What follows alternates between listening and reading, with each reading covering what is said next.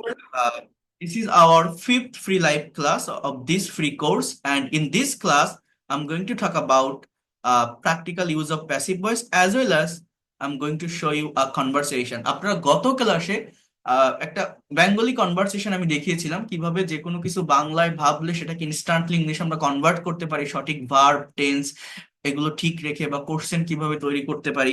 যেহেতু আমাদের মাতৃভাষা মাদার টাং বাংলা, তো কোনো কিছু প্রাইমারি লেভেলে ইংলিশে বলতে গেলে আগে বাংলাটা ব্রেনে চলে আসে। তো যে কোনো বাংলা বাক্যকে ইনস্ট্যান্টলি ইংলিশে কিভাবে আমরা সঠিক টেন্স মেনটেন করে বলতে পারি বা লিখতে পারি, এই বিষয়গুলো আমি আপনাদেরকে লাস্ট ক্লাসে দেখিয়েছিলাম। তো আজকে আমি আপনাদের একটা ইংলিশ টু ইংলিশ কনভারসেশন দেখাবো, অর্থাৎ ইংলিশে যখন একজন মানুষ আর একজন মানুষের সঙ্গে স্পিকিং করে, কনভারসেশন করে, সেই কনভারসেশনের ভিতরে মূলত সে কোন ধরনের স্ট্রাকচার গুলো ইউজ করে, কোন ধরনের টেন্স গুলো ইউজ করে, এটা যদি আপনারা অ্যানালাইসিস করতে পারেন, এখানে সেই কনভারসেশনটা আছে, এটা যদি অ্যানালাইসিস করতে পারেন যে একটা সেন্টেন্সের ভিতর যখন একজন মানুষ আরেকজনের সঙ্গে কথা বলছে, ঠিক কোন বাক্যগুলো, কোন টেন্স গুলো, কোন ভয়েস গুলো, কোন ধরনের মডাল ভার্ব গুলো বেশি ব্যবহার করছে, এটা বুঝতে পারলে কি হবে, আপনি যখন কারোর সঙ্গে কথা বলবেন, কোনো ফরেনারের সঙ্গে কমিউনিকেশন করবেন, কনভারসেশন করবেন, সেটা অনেক ভালোভাবে করতে পারবেন।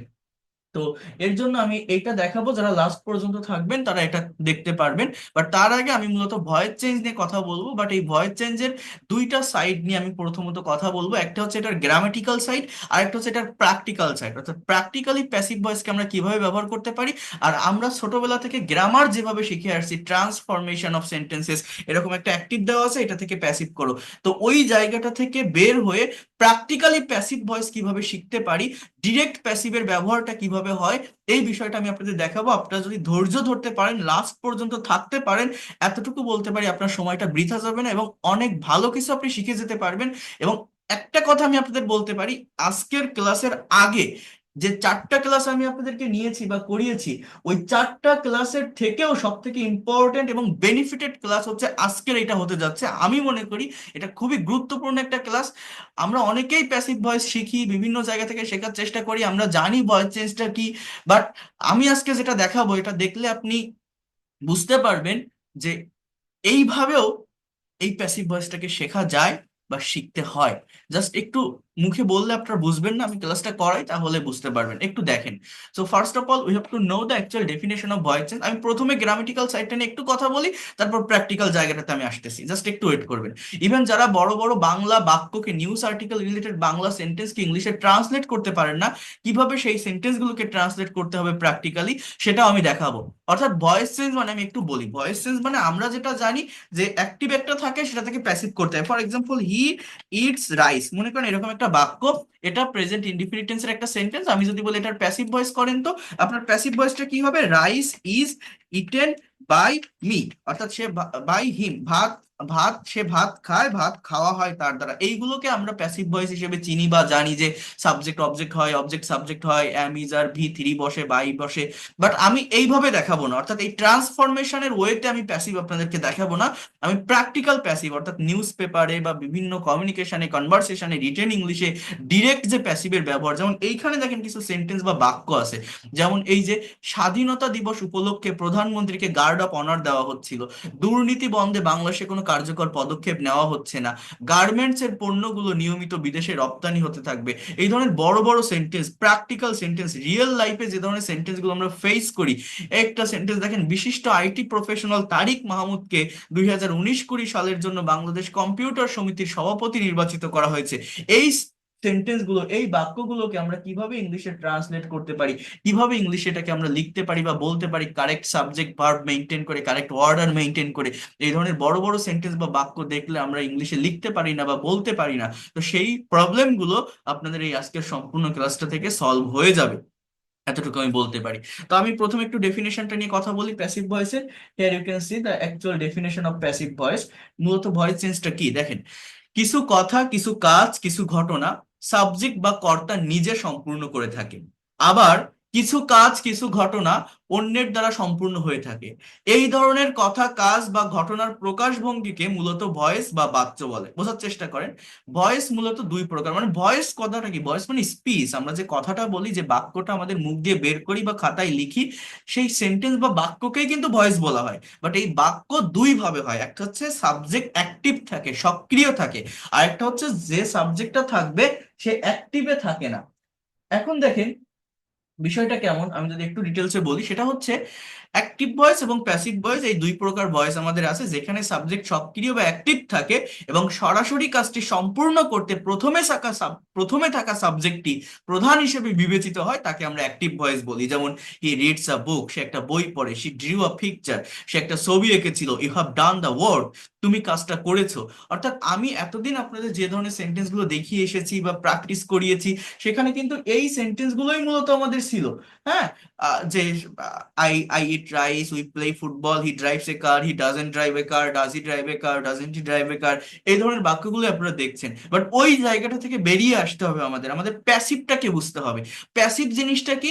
সাবজেক্ট নিজে কাজ না করে নিষ্ক্রিয় বা ইনঅ্যাক্টিভ থেকে যদি ওই কাজটি অন্য কারো দ্বারা সম্পূর্ণ হয়, তাকে প্যাসিভ বলে। অর্থাৎ একটা সাবজেক্ট আমার থাকবে, বাট সে সাবজেক্ট কোনো কাজ করবে না, কাজটা অন্য কারো দ্বারা সম্পন্ন হবে। এখন যে কাজটা করবে সেটা অবজেক্টের স্থানে থাকতেও পারে, নাও পারে। বাট এইখানে যে বাক্যগুলো আপনারা দেখছেন, a book is read by him, একটা বই পড়া হয় তার দ্বারা। A picture was drawn by her, the work has been done by you.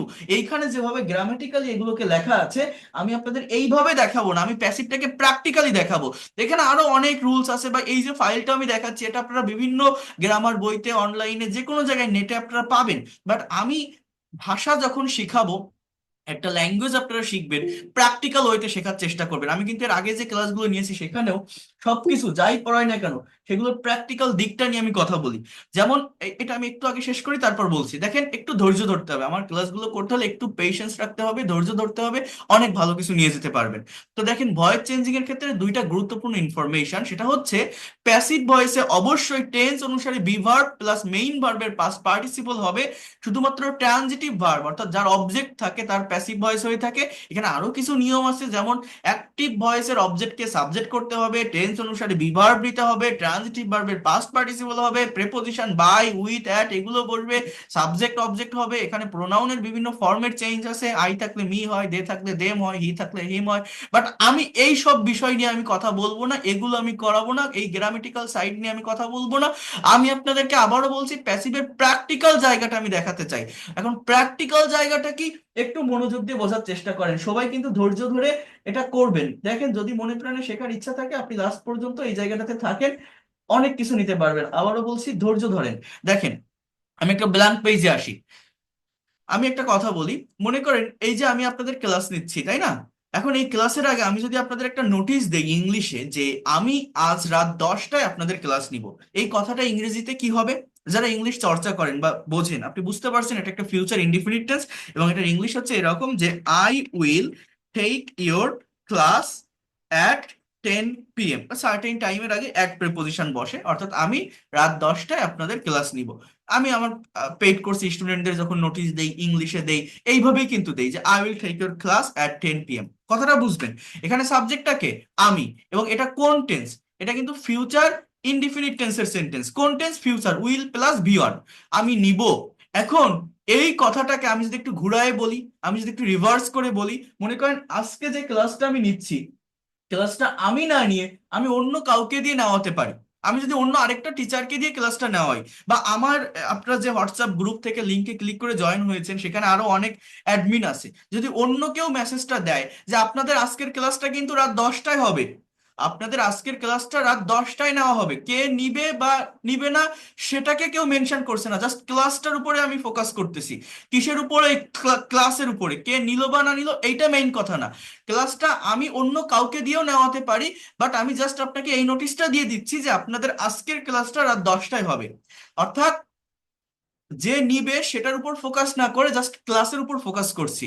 তাহলে আমি যদি ক্লাসটার উপর ফোকাস করি, এই সেন্টেন্সটা ইংলিশে কেমন হয় জানেন? দেখেন, your class will be taken at 10 p.m. Your class will be taken at 10 p.m. অর্থাৎ এই সেন্টেন্সটার ইংলিশ কি, যে আপনাদের ক্লাসটা রাত 10টায় নেওয়া হবে। তাহলে এই যে উইল বি প্লাস V3 অর্থাৎ টেক ভার্বের পাস্ট পার্টিসিপল টেকেন, এটা হচ্ছে ফিউচার ইনডিফিনিট টেন্সের প্যাসিভের স্ট্রাকচার। অর্থাৎ এটা কেন বসলো এরকম সেন্টেন্স, কারণ এই যে সাবজেক্ট হচ্ছে ক্লাস, ক্লাসের কি হাত পা আছে, ক্লাস কি নিজে নিজে শুরু হতে পারে না, তার মানে এই যে সাবজেক্ট, এই সাবজেক্ট একটা ইনঅ্যাক্টিভ সাবজেক্ট, একটা নিষ্ক্রিয় সাবজেক্ট। হ্যাঁ, এই জন্য আমার মূলত এই উইল বি প্লাস V3 হয়েছে, অর্থাৎ উইল প্লাস টেক এটা ফিউচার ইনডিফিনিটের অ্যাক্টিভের structure, will be plus V3 অর্থাৎ এই যে টেকেন এটা ফিউচার ইনডিফিনিটের প্যাসিভের স্ট্রাকচার। তো এই স্ট্রাকচারটা কখন বসে, যখন কোনো সেন্টেন্স বা বাক্যের সাবজেক্ট নিষ্ক্রিয় বা ইনঅ্যাক্টিভ থাকে। এবং আপনাদের আমি একটা কথা বলে রাখি, আমরা নিজেরাও জানি না আমাদের ডে টু ডে লাইফের কত কথা আমরা প্যাসিভ ব্যবহার করে, প্যাসিভ মেনটেন করে বাংলায় বলে থাকি, বাট ইংলিশে এদের প্র্যাকটিক্যাল চর্চা বা ব্যবহার না থাকার কারণে আমরা ইংলিশে স্পিকিং করতে পারি না এবং ফ্রি হ্যান্ড রাইটিংও ডেভেলপ করতে পারি না। কেমন সেটা, মনে করেন এই যে আমি ক্লাস নিচ্ছি, তাই না, অনেকেই আছেন না যারা আজকে আমাকে নতুন দেখছেন, নতুন জয়েন করেছেন এই গ্রুপগুলোতে, নতুন লিংকে ক্লিক করে আপনি এই ক্লাসটা করছেন। তো অনেকে গ্রুপগুলোতে জয়েন হওয়ার পরে মনে করেন অ্যাডমিনদের ইনবক্সে মেসেজ দেয় যে এই গ্রুপে কি ইংরেজির ক্লাস হয়, ক্লাস কবে শুরু হবে, বা এই যে আজকে আমি ক্লাস নিচ্ছি, আমার ক্লাস নিতে আপনাদের লিঙ্কটা দিতে একটু লেট হলো, 5 মিনিট 10 মিনিট লেট হলো। তো অনেকে ইনবক্সে মেসেজ দেন না আপনারা যে আজকে কি ক্লাস হবে স্যার, আজ কখন ক্লাস হবে, আমাদের আজকের ক্লাসটা কখন শুরু হবে। এই যে কথাগুলো আমি বলছি না, এই প্রত্যেকটা কথা প্যাসিভ ভয়েসের, প্রত্যেকটা কথা, বাট আপনি নিজেও জানেন না যে এটা প্যাসিভ ভয়েসের। আপনি এই একটা কথা ইংলিশে করেন তো, একটা সেন্টেন্স ইংলিশে ট্রান্সলেট করেন তো, যদি আপনি না পারেন তাহলে আপনি মনে করেন যে আপনি ইংলিশে দুর্বল। কোনটা, আমাদের আজকের ক্লাস কখন শুরু হবে, আমি যদি এখন আপনাদের হোয়াটসঅ্যাপ ওপেন করে দেখাই, অনেকেই এই মেসেজটা দিয়েছেন, বাংলায় লেখেন, ওটা কি ইংলিশে আপনি বলেন তো, আমাদের আজকের ক্লাস কখন শুরু হবে, এটার ইংলিশ কি হবে, নিজে নিজে বলার চেষ্টা করেন। যদি আপনি না পারেন, আমি যেটা লিখতেছি এই সেন্টেন্সের সঙ্গে যদি না মেলে, তাহলে আপনি মনে রাখেন আপনি অনেক দুর্বল এই ইংলিশে, এবং প্যাসিভের প্র্যাকটিক্যাল ব্যবহার আপনার শেখা লাগবে। বাক্যটা কি বলছি, আমাদের আজকের ক্লাসটা কখন শুরু হবে, আপনি কিন্তু এটা বলছেন না যে আপনি কখন ক্লাস নিবেন, কারণ অনেকেই তো আছে আমাকে চেনে না, কে ক্লাস নিবে আপনি তো জানেন না, আপনি তো আমাকে দেখতে আসেননি, আপনি আসছেন ক্লাস করার জন্য। আপনি কেন এই গ্রুপে জয়েন করেছেন বা কেন এই গুগল মিটে ক্লিক করেছেন, ইংলিশ শেখার জন্য, ইংরেজি ভাষাটা শেখার জন্য। তাহলে আপনার দরকার কি আমাকে নাকি ক্লাসটা করা, ইংরেজিটা শেখা? আপনার দরকার ক্লাস করা, ইংরেজি শেখা, আমাকে দরকার না। আপনি কি মনে করছেন ও আমার ইংরেজি ভাষাটা শিখতে পারলে হলো, সে যে শেখায় শেখাক, আমার জিনিসটা আমার লাগবে, আপনার লাগবে কিন্তু আমাকে না, আপনার লাগবে ক্লাস, আপনার লাগবে ইংরেজি ভাষাটা শেখা। তো আমার উপর ফোকাস না করে, আমার উপর গুরুত্ব না দিয়ে, আপনি আমাকে চেনেন না তো আপনি এটাও বলতে পারছেন না যে আপনি কখন ক্লাস নিবেন, ক্লাস তো অন্য কেউ নিতে পারে। তো আপনি তাহলে ফোকাস করছেন কার উপর, আপনি যদি বলেন আপনি কখন ক্লাস নিবেন, when will you take our class, but আপনি বলছেন আমাদের আজকের ক্লাসটা কখন শুরু হবে, এই বাক্যটা বা এই সেন্টেন্সটার ইংলিশ কি হবে? দেখেন এই সেন্টেন্সটার ইংলিশ হচ্ছে এরকম, আগে ডাব্লিউএইচ ওয়ার্ড, তারপর auxiliary verb when will our class, এরপর সাবজেক্ট, এরপরে হচ্ছে বি, এরপরে বি, এরপর মেইন ভার্ব হচ্ছে টেক এর পাস্ট পার্টিসিপল টেকেন।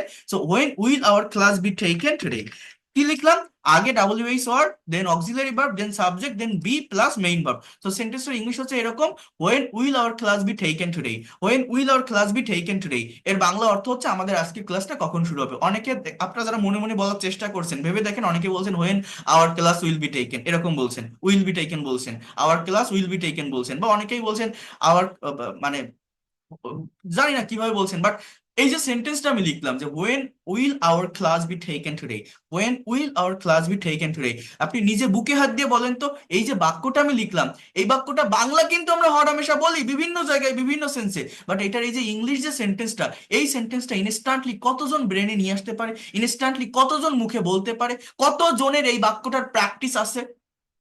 নেই কিন্তু, ভেবে দেখেন আপনি, নেই। এবং না থাকার কারণে আমি ইংলিশে কথা বলতে পারি না, এই জায়গাটাতেই আমি মূলত দুর্বল। এই প্যাসিভ ভয়েস আমাদের ইংরেজি ভাষায় যে কত বড় একটা প্রভাব ফেলে, কত গুরুত্বপূর্ণ একটা ভূমিকা পালন করে, এটা আমরা নিজেরাও জানি না। আমরা সবাই প্যাসিভ শিখি, আপনি যে কোনো টিচারের কাছে যান, যে কোনো বইতে সার্চ করেন বা দেখেন, আপনি প্যাসিভ ভয়েস পাবেন, বাট সবাই জানে যে প্যাসিভ একটা গুরুত্বপূর্ণ থিংস, বাট প্যাসিভ বলতে আমরা কি বুঝি, ওই অ্যাক্টিভ থেকে প্যাসিভ করো, অর্থাৎ এটা প্লাস এটা প্লাস এটা, এটা উল্টা উল্টা দিক থেকে এইভাবে করতে হবে। বাট সেই প্যাসিভটার কথা আমি আজকে আপনাদের বলছি না, আমি বলতেছি ডিরেক্ট প্যাসিভের কথা, প্র্যাকটিক্যাল প্যাসিভের কথা। মনে করেন আপনি শহরে থাকেন, আমার কথাগুলো বুঝবেন, প্র্যাকটিক্যালি বুঝতে হয়, ভাষা শিখতে গেলে প্র্যাকটিক্যালি বুঝতে হয়। আপনি শহরে থাকেন, হঠাৎ ঈদের ছুটি বা যে কোনো একটা ভ্যাকেশনে আপনি গ্রামে গেছেন, গ্রামে গিয়ে দেখছেন যে আপনাদের গ্রামে একটা মসজিদ তৈরি করা হয়েছে নতুন। আপনি আপনার এক ফ্রেন্ডের সঙ্গে সেখানে নামাজ পড়তে গেলেন এবং আপনার বন্ধুকে বলছেন, বাহ, খুব সুন্দর একটা মসজিদ তৈরি হয়েছে তো আমাদের গ্রামে, এই মসজিদটা কবে তৈরি করা হয়েছে? কি বলছেন? এই মসজিদটা কবে তৈরি করা হয়েছে আপনার বন্ধুকে বলছেন। মসজিদ কে তৈরি করেছে, কারা তৈরি করেছে, এটা তো আপনি জানেন না, এটা দেখেননি। আপনি দেখছেন কোন জিনিসটা? মসজিদ, বস্তু। তাহলে এই মসজিদকে যখন সাবজেক্টে রেখে আপনি কথা বলছেন, তখন ওই সেন্টেন্সটা হবে প্যাসিভ ভয়েসে। অর্থাৎ কি বললাম বাক্যটা, যে এই মসজিদটা কবে তৈরি করা হয়েছে। কেউ বলতে পারেন এই সেন্টেন্সটা ইংলিশ কি হবে? Anyone can say that? আপনারা এখানে যারা আছেন দেখে আমি একটা আনমিউট করে দিই, বলেন তো এই মসজিদটা কবে তৈরি করা হয়েছে, ইংলিশ কি হবে? এনিওয়ান ক্যান সে এই মসজিদটা কবে তৈরি করা হয়েছে? বলতে পারবেন কেউ? দেখেন, যদি আপনি না পারেন, যদি আপনি না পারেন তাহলে আপনি মনে রাখেন আপনি ইংলিশে অনেক দুর্বল। আমি আবারও বলছি, আমরা শুধু ইংলিশ মনে করে এইটাই শিখি যে he eat rice, we play football, she drives a car, she doesn't drive a car, does she drive a car, doesn't she drive a car. But আমাকে ওইটার ভিতর সীমাবদ্ধ থাকলে হবে না, আমাদের প্র্যাকটিক্যালি ভাষাটাকে বুঝতে হবে, প্র্যাকটিক্যালি ল্যাঙ্গুয়েজটাকে বুঝতে হবে। কি বললাম, আপনি গ্রামে আসছেন শহর থেকে, একটা বন্ধুর সাথে নামাজ পড়তে গেলেন মসজিদে, দেখছেন খুব সুন্দর নতুন একটা মসজিদ তৈরি করেছে আপনাদের গ্রামে। আপনার বন্ধুকে জিজ্ঞাসা করছেন এই মসজিদটা কবে তৈরি করা হয়েছে আমাদের গ্রামে। তাহলে দেখেন এটা প্রেজেন্ট পারফেক্ট টেন্সের ভিতর যায়, হয়েছে। আমি যদি বলতাম হয়েছিল, পাস্ট টেন্সের ভিতর যায়। তা দুটো টেন্সে আমি লিখি, দেখেন, when has the mosque been built, এটার বাংলা অর্থ হচ্ছে এই মসজিদ কখন তৈরি করা হয়েছে বা কবে তৈরি করা হয়েছে। When has the mosque been build, when has the mosque been build. এবার আপনি নিজেকে প্রশ্ন করে দেখেন তো, বাংলা সেন্টেন্সটা কিন্তু খুব সহজ, খুব সিম্পল। ওই ধরনের সেন্টেন্স কিন্তু আমরা আমাদের ডে টু ডে লাইফে হরহামেশা বিভিন্ন জায়গায় লিখে থাকি বা বলে থাকি। বাট ইংলিশে এই যে বাক্যটা লিখলাম, এই বাক্যের চর্চাটা, এই বাক্যের প্র্যাকটিসটা আমাদের কতজনের আছে? আমাদের কতজন ইনস্ট্যান্টলি এই কথাটাকে মুখের উপর আনতে পারে? WH word, auxiliary verb, subject, been plus আমার মেইন ভার্বের পাস্ট পার্টিসিপল, তাহলে when has the mosque been build. আর যদি আমি পাস্ট টেন্সে করি, মানে বাংলাটা যদি এরকম থাকে, এই মসজিদ কবে তৈরি করা হয়েছিল, তাহলে when was the mosque build হয়, was, when was the mosque build. তো এই যে বাক্যটা আমি লিখলাম, একটু ভেবে দেখেন, এটা যদি আপনি না পারেন, আপনি মনে রাখেন আপনি ইংলিশে অনেক দুর্বল। তাহলে এই যে সেন্টেন্স আমি লিখলাম, এই সেন্টেন্সকে আমি কখনো ওই রকম কথা বলছি যে সাবজেক্ট অবজেক্ট হবে, অবজেক্ট সাবজেক্ট হবে, by me, by him, by her, এগুলো বসবে না। ডিরেক্ট প্যাসিভে, প্র্যাকটিক্যাল প্যাসিভে, যে প্যাসিভ গুলো আমরা ডিরেক্টলি ইউজ করি আমাদের কনভারসেশন, কমিউনিকেশন বা রাইটিং এ, সেখানে মোস্ট অফ দ্য টাইম এইরকম বাই এর ব্যবহার হয় না, অবজেক্ট সাবজেক্ট হয় না, সাবজেক্ট অবজেক্ট হয় না। কার থেকে কি নেবেন আপনি? আপনাকে ডিরেক্টলি প্যাসিভ করতে হবে। বোঝার চেষ্টা করেন, আমরা প্যাসিভ বলতে কি শিখি, যে হি রাইট, এই দেখেন, হি রাইটস আ লেটার, সে একটা চিঠি লেখে, এটা প্যাসিভ করো তো কি হবে? A letter is written by him. আমরা এইভাবে প্যাসিভ করি, বাট এই প্যাসিভ থেকে আপনাকে দূরে সরে আসতে হবে। এই প্যাসিভ কখনো প্র্যাকটিক্যাল জায়গায় কাজে লাগে না। এটা ক্লাস 6, 7, 8, 9, 10, 11, 12 এর যে গ্রামার, অর্থাৎ ট্রান্সফরমেশন অফ সেন্টেন্স বলে, অ্যাক্টিভ আছে, এইটা থেকে প্যাসিভ করো। বাট আমি তো আপনাদের গ্রামার শেখাতে চাচ্ছি না, আমি তো বলছি প্র্যাকটিক্যাল ভাষাটার কথা, ল্যাঙ্গুয়েজের ভিতর আমরা কিভাবে গ্রামারকে অ্যাপ্লাই করতে পারি। যখন আপনি প্র্যাকটিক্যালি অ্যাপ্লাই করবেন, তখন তো আর এইরকম অ্যাক্টিভ একটা আছে সেখান থেকে প্যাসিভ করবেন এরকম না। আপনি একটা কথা বলছেন, সে কথা যদি আপনার মনে হয় প্যাসিভ রিলেটেড, ডিরেক্টলি প্যাসিভের ব্যবহার করতে হবে। তো সেটা আপনি কিভাবে করবেন? আমি কিন্তু মূলত সেইটা বোঝানোর চেষ্টা করছি। তো যারা এই ধরনের প্যাসিভ জানেন, এইটা থেকে বেরিয়ে এসে আমি যেটা বলছি প্র্যাকটিক্যাল প্যাসিভ আমাকে শিখতে হবে। কেমন সেটা? কথাটা বোঝেন, আমি আরো একটা সেন্টেন্স বলি, আমার কথাটা মনোযোগ দিয়ে বোঝার চেষ্টা করেন। মনে করেন এই যে আমি এখন আপনাদের ক্লাস নিচ্ছি, আমি আমার অফিসে বসে আছি, এখন আমার বাসার যে বেডরুমটা আছে সেটা পরিষ্কার করা দরকার, ক্লিন করা দরকার।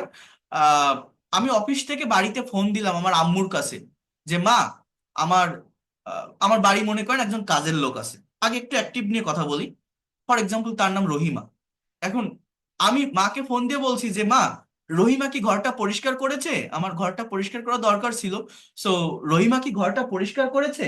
এই যে কথাটা আমি বললাম, এটা কোন টেন্সে আছে? প্রেজেন্ট পারফেক্ট টেন্সে। এবং এটা কিন্তু অ্যাক্টিভ, কারণ আমি সাবজেক্টকে মেনশন করছি, কে? রহিমা। তাহলে আমি যদি কথাটা ইংলিশে লিখি, এরকম হয় কোশ্চেনটা, আগে অক্সিলারি ভার্ব হবে, অর্থাৎ হ্যাজ রহিমা, হ্যাজ রহিমা আর এই যে এম এ, ক্লিনড বা মুভড বলতে পারেন, ক্লিনড দ্য রুম। কি বললাম? Has Rahima cleaned the room, Bangla অর্থ কি? যে রহিমা কি ঘরটা পরিষ্কার করেছে? এখন আপনার উত্তরটা যদি হ্যাঁ হয়, আপনার মা যদি আপনাকে ওই পাশ থেকে উত্তর দেয় যে হ্যাঁ রহিমা ঘরটা পরিষ্কার করেছে, তাহলে ইংলিশ কি? যে Rahima has clean the room. অর্থাৎ একটা হচ্ছে প্রেজেন্ট পারফেক্ট টেন্সের এখানে ইন্ট্রোগেটিভ সেন্টেন্স, আর একটা হচ্ছে আমার অ্যাফার্মেটিভ সেন্টেন্স।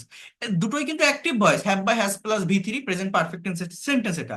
কিন্তু এই জায়গায় একটা বিষয় বোঝার চেষ্টা করেন।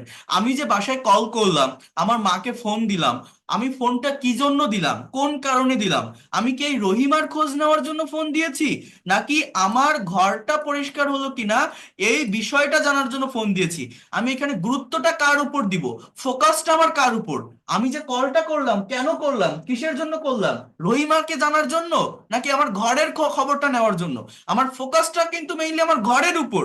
তো আমি যদি এই রহিমাকে মেনশন না করে প্রথমে যদি ঘরটাকে মেনশন করি, অর্থাৎ আমার দরকার আমার ঘরটা পরিষ্কার করা, সে যে করে করুক, একজন করলে হলো, সে আমার কাজের মেয়েও করতে পারে, আমার ভাইও করতে পারে, বোনও করতে পারে, আমার মাও করতে পারে। তো আমি যদি আমি বাসায় এইভাবে কথা বলি ফোন দিয়ে যে আম্মু ঘরটা কি পরিষ্কার করা হয়েছে, আমার যে বেডরুমটা কি পরিষ্কার করা হয়েছে, এই ধরনের কথা আমরা বলি না বাংলায়? বাংলায় কিন্তু আমরা হর হামেশা বিভিন্ন কনভারসেশনে বলি, বাট আপনি বলতে পারেন এটা ইংলিশ কি হবে? আমার ঘরটা কি পরিষ্কার করা হয়েছে, বেডরুমটা কি পরিষ্কার করা হয়েছে? একটু ভেবে দেখেন। যদি আপনি এটার ইংলিশ না পারেন, আপনি মনে করেন আপনি অনেক দুর্বল ইংলিশে। কারণ আমরা প্যাসিভের এই প্র্যাকটিক্যাল জায়গাটায় হাত দেই না, প্র্যাকটিক্যাল ব্যবহার আমরা শিখি না। তাহলে ইংলিশ কি হবে? যে হ্যাজ মাই রুম বা has my room been clean, এই হচ্ছে আমার সেন্টেন্স। অর্থাৎ এখানে সাবজেক্ট হচ্ছে রুম, নিষ্ক্রিয়, ইনঅ্যাক্টিভ। রুম নিজে নিজে পরিষ্কার হতে পারে না। তাহলে আমার কি হবে? প্যাসিভ হবে প্রেজেন্ট পারফেক্ট টেন্সে। অ্যাক্টিভে কি? যে আমার মা বলছে যে হ্যাঁ তোমার রুমটা পরিষ্কার করা হয়েছে, ইংলিশ কি হবে? যে ইওর রুম, আমার মা এরকম বলছে তোমার রুমটা পরিষ্কার করা হয়েছে, your room has been clean. আমার মা যদি এরকম বলে যে আমি তোমার রুমটা পরিষ্কার করেছি, তাহলে কিন্তু I have cleaned your room. But বলছে তোমার রুমটা পরিষ্কার করা হয়েছে, ইংলিশ কি? Your room has been clean. Have বা has been plus V three, এটা প্রেজেন্ট পারফেক্টের প্যাসিভের structure. Have has plus V three, এটা অ্যাক্টিভের স্ট্রাকচার। এই প্যাসিভের যে প্র্যাকটিক্যাল জায়গা, প্র্যাকটিক্যাল ব্যবহার, আমি আবারও বলছি এটা শিখতে হবে। আমি আজকে সম্পূর্ণ ক্লাসটা থেকে আপনাদের এটা শেখাবো, ইন ডিটেলসে শেখাবো। আপনারা লাস্ট পর্যন্ত থাকলে আমি এতটুকু বলতে পারি, আপনাদের এই প্যাসিভ নিয়ে কোনো প্রবলেম ফেস করতে হবে না। আপনারা অনেকেই আছেন না যারা বাইরের কান্ট্রিতে থাকেন, বিদেশে থাকেন, বাংলাদেশে বাড়িঘর তৈরি করছেন। মনে করেন আপনি বাংলাদেশে একটা বাড়ি তৈরি করতেছেন, বিদেশে থাকেন, আপনার ইঞ্জিনিয়ার যে বা কন্ট্রাক্টর যে তার নাম্বার আছে, তার সাথে কথা হয়। এখন আপনি বাইরের কান্ট্রি থেকে কল দিচ্ছেন যে কি ইঞ্জিনিয়ার সাহেব, কন্ট্রাক্টর সাহেব, আমার বাড়ির কাজ কত দূর, দরজা জানলাগুলো কি লাগানো হয়েছে, বিল্ডিং এ কি রং করা হয়েছে, এই ধরনের কথা আমরা বলি না? বলি কিন্তু। এই সবগুলো কথাই প্যাসিভ ভয়েস। অর্থাৎ আপনি এটা মনে রাখেন, আমরা আমাদের ডে টু ডে লাইফের হাজার হাজার কথাবার্তা যেটা ডিরেক্ট প্যাসিভ ব্যবহার করে বাংলায় বলে থাকি, বাট প্যাসিভ সম্পর্কে ক্লিয়ার কনসেপ্ট ইংলিশে না থাকার কারণে, প্যাসিভের মানে প্র্যাকটিক্যাল যে ব্যবহার এটা ইংলিশে না করতে পারার কারণে আমরা ইংরেজিতে কথা বলতে পারি না, দুর্বল। প্যাসিভ ভয়েস ইংলিশে একটা অনেক বড় রোল প্লে করে, অনেক বড় ভূমিকা পালন করে। বাট প্যাসিভ বলতে আমরা ওই গ্রামারের প্যাসিভ শিখি, যেটা আমি বললাম যে subject object object subject, by me by him. But আমি ওইটার কথা বলছি না, আমি বলছি ডিরেক্ট প্যাসিভ ব্যবহারের কথা, যেটা আমরা পারি না বলে অনেকে এখানে মনে করতে পারেন, অনেকের এই প্রবলেমটা হয় না। অনেকে বলেন না যে স্যার আমি তো গ্রামার জানি, আমি তো টেন্স বুঝি, আর কেউ কথা বললে বুঝি, মোটামুটি লিখতেও পারি, বাট যখন স্পিকিং করতে যাই আমি পারি না। আপনি পারেন না কেন জানেন?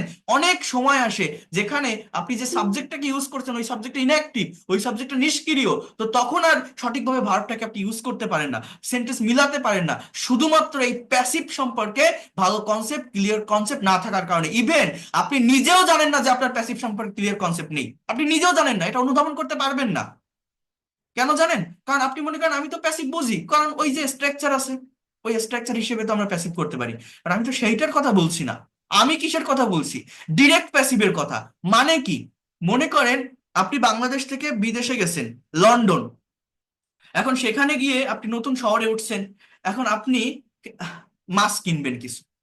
এখন ওই দেশের নেটিভস কারো কাছে কোশ্চেন করছেন, প্রশ্ন করছেন যে excuse me, could you please tell me would you please tell me, আপনি সুপার শপে না গিয়ে একটা মাছের বাজার থেকে মাছ কিনবেন, মাছের বাজার কোথায় আপনি জানেন না, আপনার দরকার মাছ কেনা, তো ওই দেশের কাউকে বলছেন যে I need to buy some fish, fishes মানে মাছের প্লুরাল ফর্ম সিঙ্গুলার ফর্ম ফিশই ব্যবহার করা যায়, ফিশেসও ব্যবহার করা যায়, মানে সিঙ্গুলার হিসেবেও ফিশ ব্যবহার করা যায়, ওই ফিশটাকেই প্লুরাল হিসেবে ব্যবহার করা যায়, আবার ফিশেস যে শব্দটা FISHES ওটাও প্লুরাল। তো যাই হোক, ওটা নিয়ে আমি কথা বলছি না, আমি মেইনলি যেটা বলতে চাচ্ছি, আপনি একজনকে বলছেন যে I need to buy some fish, আমার কিছু মাছ কেনা দরকার, so would you please tell me or could you please tell me এই বাজারে কোথায় মাছ বিক্রি হয়। আপনি কি বলছেন বলেন তো?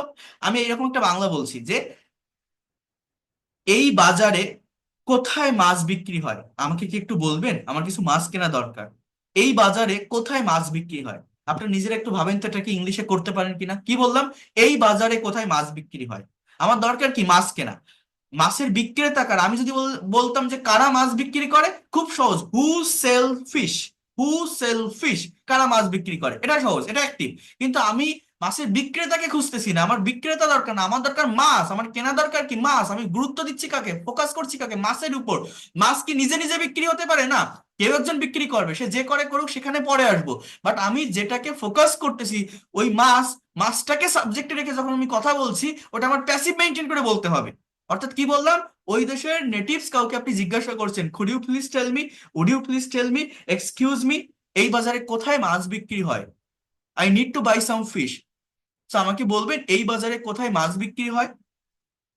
কেউ বলতে পারেন এটা ইংলিশ কি হবে, ভেবে দেখেন তো আপনি পারেন কিনা, এই বাজারে কোথায় মাছ বিক্রি করা হয়, যদি বলতে না পারেন, মনে রাখেন আপনি ইংলিশে অনেক দুর্বল, অর্থাৎ এটা আপনাকে শিখতে হবে, প্র্যাকটিক্যাল যে ব্যবহারটা। দেখেন ইংলিশটা হচ্ছে এরকম, ওয়ার ইজ ফিশ, যদি প্লুরাল করেন তাহলে আর বসাতে হয়, ওটা আর আমি লিখলাম না, এরকম থাক, ওটা আপনারা করে নিয়েন পরে। So where is fish sold in this market, mainly যেটা ফোকাস করা দরকার আমি সেটার উপরই ফোকাস করব, বোঝার চেষ্টা করেন। Where is fish sold in this market, Bangla অর্থ কি, এই মার্কেটে কোথায় মাছ বিক্রি হয়। এখানে এটা প্রেজেন্ট ইনডিফিনিট টেন্সের সেন্স, অ্যাজ ইউজুয়াল কিছু একটা হয়, প্রেজেন্ট ইনডিফিনিট টেন্সের প্যাসিভের স্ট্রাকচার হচ্ছে am is are plus V three, অর্থাৎ ইজ সোল্ড, সেলের পাস্ট পার্টিসিপল সোল্ড, অর্থাৎ আগে WH word, then auxiliary verb, then subject, তারপর মেইন ভার্ব। তাহলে কি বললাম, এই বাজারে কোথায় মাছ বিক্রি হয়, excuse me, could you please tell me, would you please tell me, I need to buy some fish, so where is fish sold in this market.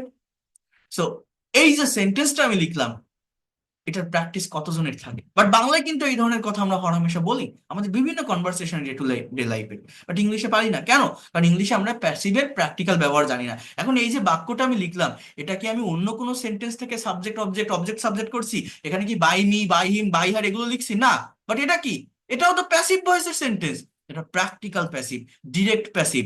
ভাষা শিখতে গেলে আমি যেভাবে বলছি, আমার লেকচারগুলো একটু শোনেন, একটু ফোকাস করেন, এভাবে প্র্যাকটিক্যালি শেখার চেষ্টা করবেন, দেখবেন দ্রুত ল্যাঙ্গুয়েজটাকে আপনারা ডেভেলপ করতে পারবেন। দ্রুত ডেভেলপ করতে গেলে প্র্যাকটিক্যালি প্যাসিভের ব্যবহারটা শিখতে হয়। এই স্ট্রাকচারটা কেন লিখলাম, এখানে সাবজেক্ট হচ্ছে মাস, মাস তো আর নিজে নিজে বিক্রি হতে পারে না, ইনঅ্যাক্টিভ সাবজেক্ট, এই জন্য প্যাসিভ হবে। এখানে সাবজেক্টটা কি, রুম, রুম তো আর নিজে নিজে পরিষ্কার হতে পারে না, কেউ একজন করবে, অর্থাৎ কাজটা যার দ্বারা হবে, কাজ যে করবে সে অবজেক্টে থাকতেও পারে নাও পারে, বাট তাকে আমি মেনশন করতেছি না, আমি মেইনলি যেটাই ফোকাস করা দরকার, আমার যে জিনিসটা লাগবে, আমার যে বস্তু, সেইটার উপর ফোকাস করছি, সেইটাকে সাবজেক্টে আনছি। তাই এমন কোনো ওয়ার্ড যেটাকে আমি সাবজেক্টে আনছি যে নিজে কোনো কাজ করতে পারে না, তখন আমি প্যাসিভের স্ট্রাকচারটা ইউজ করি। আমাদের এই যে 12টা টেন্স, 18টা মডেল, সেমি মডেল, সবগুলোরই প্যাসিভের একটা আলাদা স্ট্রাকচার আছে, যে স্ট্রাকচারটা আমাকে আগে বুঝতে হবে, তারপরে প্যাসিভ রিলেটেড সেন্টেন্স গুলোকে ট্রান্সলেট করতে হবে। তাহলে এই পর্যন্ত যে কনসেপ্টটা, আমি কিন্তু এখনো মেইন স্লাইডের ভিতর আসিনি, বাট এই পর্যন্ত যে কনসেপ্ট বা যে ধারণাটা আপনাদেরকে দিলাম প্যাসিভ সম্পর্কে, আপনারা কি মোটামুটি বুঝতে পারছেন আমি কি বলতে চাচ্ছি। আমাদের প্যাসিভ বলতে কি শিখতে হবে, প্যাসিভের যে প্র্যাকটিক্যাল ব্যবহার সেটা শিখতে হবে, বুঝতে পারছেন আমার কথাগুলো? হ্যাঁ, বুঝতে পারছি। কিছু কি শিখতে পারছেন? আমাদের গ্রামেটিক্যাল জায়গাটা থেকে বেরিয়ে আসতে হবে, গ্রামেটিক্যাল জায়গা থেকে বেরিয়ে এসে এটার প্র্যাকটিক্যাল ব্যবহারটা জানতে হবে। তাহলে সেটা জানার জন্য আগে প্যাসিভের স্ট্রাকচার গুলো বুঝতে হবে।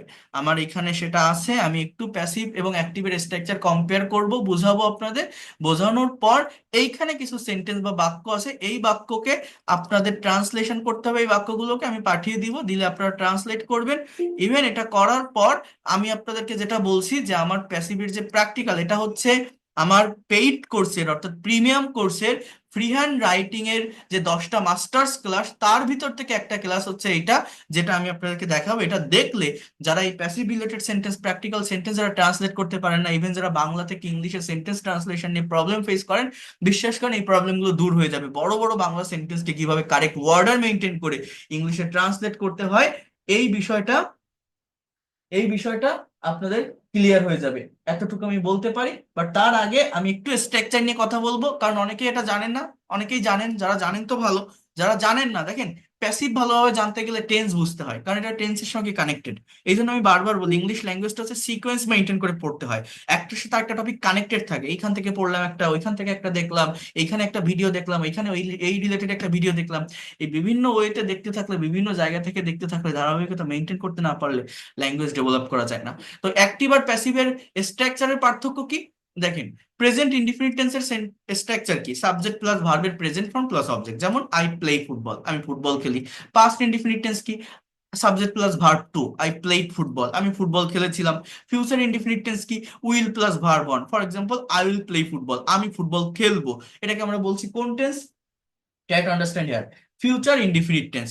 আর এরপর আপনার এই যে প্রেজেন্ট কন্টিনিউয়াস টেন্সের স্ট্রাকচার কি? অ্যাম, ইজ আর প্লাস ভার্বের সঙ্গে আইএনজি, যেমন আই এম প্লেইং ফুটবল, আমি ফুটবল খেলতেছি।